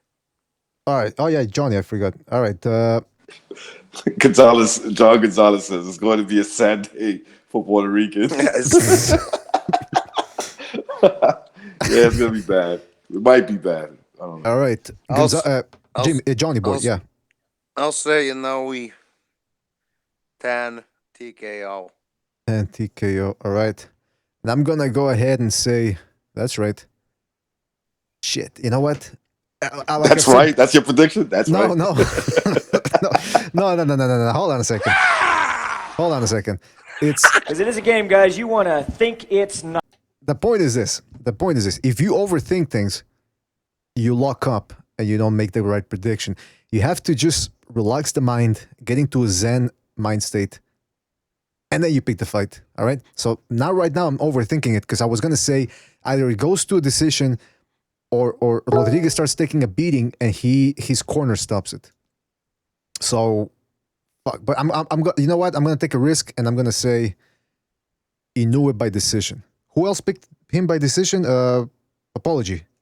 So me and Apology, we're going with Inoue by decision. I don't think Inoue is going to show you. I mean, he's going to go to the body and everything, but I think Rodriguez he's at his peak right now, very well conditioned. He wants this win so bad. I don't think he quits. I don't think he gets stopped. What do you think about that? I hope. That sounds good. Well, now, hold on a second. Sorry. Pete wants a link, but Pete, we're about to end it. So just send us your prediction and we'll write it down. And BDA. Well, if you want, I can jump off real quick, let him on. Well, no, it's not a question of... okay, brother. Okay, I hear you. Sorry. Yeah, we're gonna... BDA. Hold on, Johnny. Let me just say one thing. Corruption in boxing says Rodriguez has stamina issues with a distinct weakness to the body. Maybe. I mean, you know what that is? It's the fucking rice and beans, man. Yeah, it is, huh? It is, man. That'll do it to you, man. Like, too much rice and beans will make you, your stamina a little lower. I bet you Alberto Machado. The other... But the thing is that rice and beans is so good, especially Puerto Rican style. It's because of the soy, right? Inside it. That brings down your low T. Gives you low something. I put a little adobo in it. Adobo. Hey, by the way, are those black beans or... Because in Mexico, it's mostly, regular... No. Bichuela, rosita. Peruano beans, pinto beans. Black beans. Peruanos are like lighter in color. Look at Gonzalo. He Pinto knows beans, black beans. There's all kinds of beans. Yeah, they're really good. BDA. Yes, Johnny, go ahead. Can I ask you that favor that I was going to ask you now before we end it? Yeah, and before you do that, Pete, send us your prediction on the Hangout so I can write it down on for the next show. Yes, go ahead. Are you going to ask me in front of everybody or what's going on here? No, yeah, it don't matter. No, I was gonna say, bro, because you guys know I'm technology slow, but I was gonna have Bucho was gonna help me out. I didn't know he was gonna go on vacation or whatever. But one of these days, bro, either you or Bucho, it don't matter. I know y'all are, got shit going on, but help me figure out how to do the live stream shit, bro. I'll message you on the Hangouts or something if you don't mind. Okay, yeah. Just want to do a simple Hangout. You say what? You just want to do a simple Hangout, old school, like with just a stream, you mean, right? Yeah, just a live stream and shit. I don't know how to do that shit. I'm fucking internet retarded. Like, Johnny boy, if you want to do a simple hangout, just come to Queens. I'll take you to a bar. There's like nice spots around here. Okay? Yeah, he'll take you to Queens, man. Yeah, but listen, Gonzalo's story, we'll save it for later, all right? Because we do have to go. We're trying to do episodes of maximum 2.5 hours, because otherwise they just get too long and... I know what you're doing. I know what you're doing. I see you. The fuck are you talking about? I don't want to talk to somebody who's trying to calm me. Get somebody in charge here. All right. So listen, guys, thank you for the predictions. Hey, buddy. I see you, buddy, okay? That's what I'm saying. I see you. I see what you're doing. You got visions. Listen, I'm not Hector Camacho Jr., right? I'm not going to back down from you. If anything, I'm Miguel Cotto. You're going to back off me. What do you think about that? Oh, man. You had to go there, right? Yeah, I took it there. All right, listen, guys, thank you for joining us. Thank you for giving us your predictions. Johnny Boy, just tell me... Well, actually, I could show you... do I have it here? Anyway, worst case scenario, I can show you... either give you a link on how to do it, or maybe just tell you how to do it. All right? BDA, I'll just message you in a couple of days or something on the Hangouts, bro. And if you're free, just let me know, bro. All right? All right, fantastic. All right, fantastic. So listen, guys, thanks again for joining us. Peace, everybody. Peace, everybody, to the panel. Peace to the chat, man. Peace, That's bro. right. And as we leave, or as we're about to leave, I leave you with some words of wisdom from the Holy Quran. Hold on, I'm trying to find the quote here.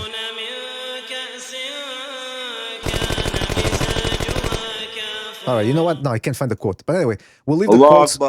We'll leave the Quran and Bible quotes for the next episode. So I want to give a shout out to everybody who came on the Hangout. I want to give a shout out to Precise, Jimmy, Apology Man, Gonzalo, Recognize. Who else was here? Who did I miss? Johnny Boy, I said Johnny Boy. Check out Johnny Boy's channel. Check out Precise's channel. Check out Gonzalo's channel. They're starting to come up with their own content. It's pretty interesting. Check it out. We're going to put the links in the description. And that's about it. So now I'm going to give a shout out to everybody that was... and by the way, remember, we are keeping track of the predictions. And some people are doing well. Some people less well. And to those that aren't doing well, I suggest you step up your game. Otherwise, you're close to getting out the door. All right? You're going to get exiled from the show. So was this a hint? Because I'm like the last guy on the show. No, I'm like the last person. I'm just kidding, by the way. I'm just kidding. No, we're not keeping count of I that. know, brother. All right, so we're going to give a shout out to Jake Cleary, Shepherd of Sons, Box, Shakib Rafiq, Jake Cleary, El Archiga, Shepherd of Sons, Canelo, Bay Area, California, Michael Stott, Apology Man was in there as well. Oh yeah, I forgot to say Apology too. He was on the show as well. John Gonzalez. Oh yeah, John was in there as well. Pete, couldn't get a chance to get Pete on there. Gypsy Boxing Style. Shepherd of Sons, I already said. The Punisher, Virtuoso. So Triple JJ. So thanks a lot, guys. Thank you for joining us. We'll catch you on the next one. Thank you for your predictions. Thank you for your support. Don't forget to check us out on Twitter and to download the podcast on Spreaker and iTunes. Give us a favorite rating there. And we'll see you on the next one, folks. Take it easy. Have a good night. I'm disappointed in every one of you. I kiss you on the mouth. No, I'm not cool with that. I'm sorry. One more time. I'm disappointed in every one of you. I mean, I'm dealing with degenerate animals. I'm disappointed in everyone. Totally disappointed in everyone. All right, come on. Honestly, I can't do it no more. I'm disappointed in everyone. Then let me tell you why. It's gonna be alright, Nicky. Go ahead. Shoot. He just killed a fucking man. What are you going to do about it, asshole? Don't be afraid. It's just an asshole. What are you going to do about it, asshole? What are you going to do about it, asshole?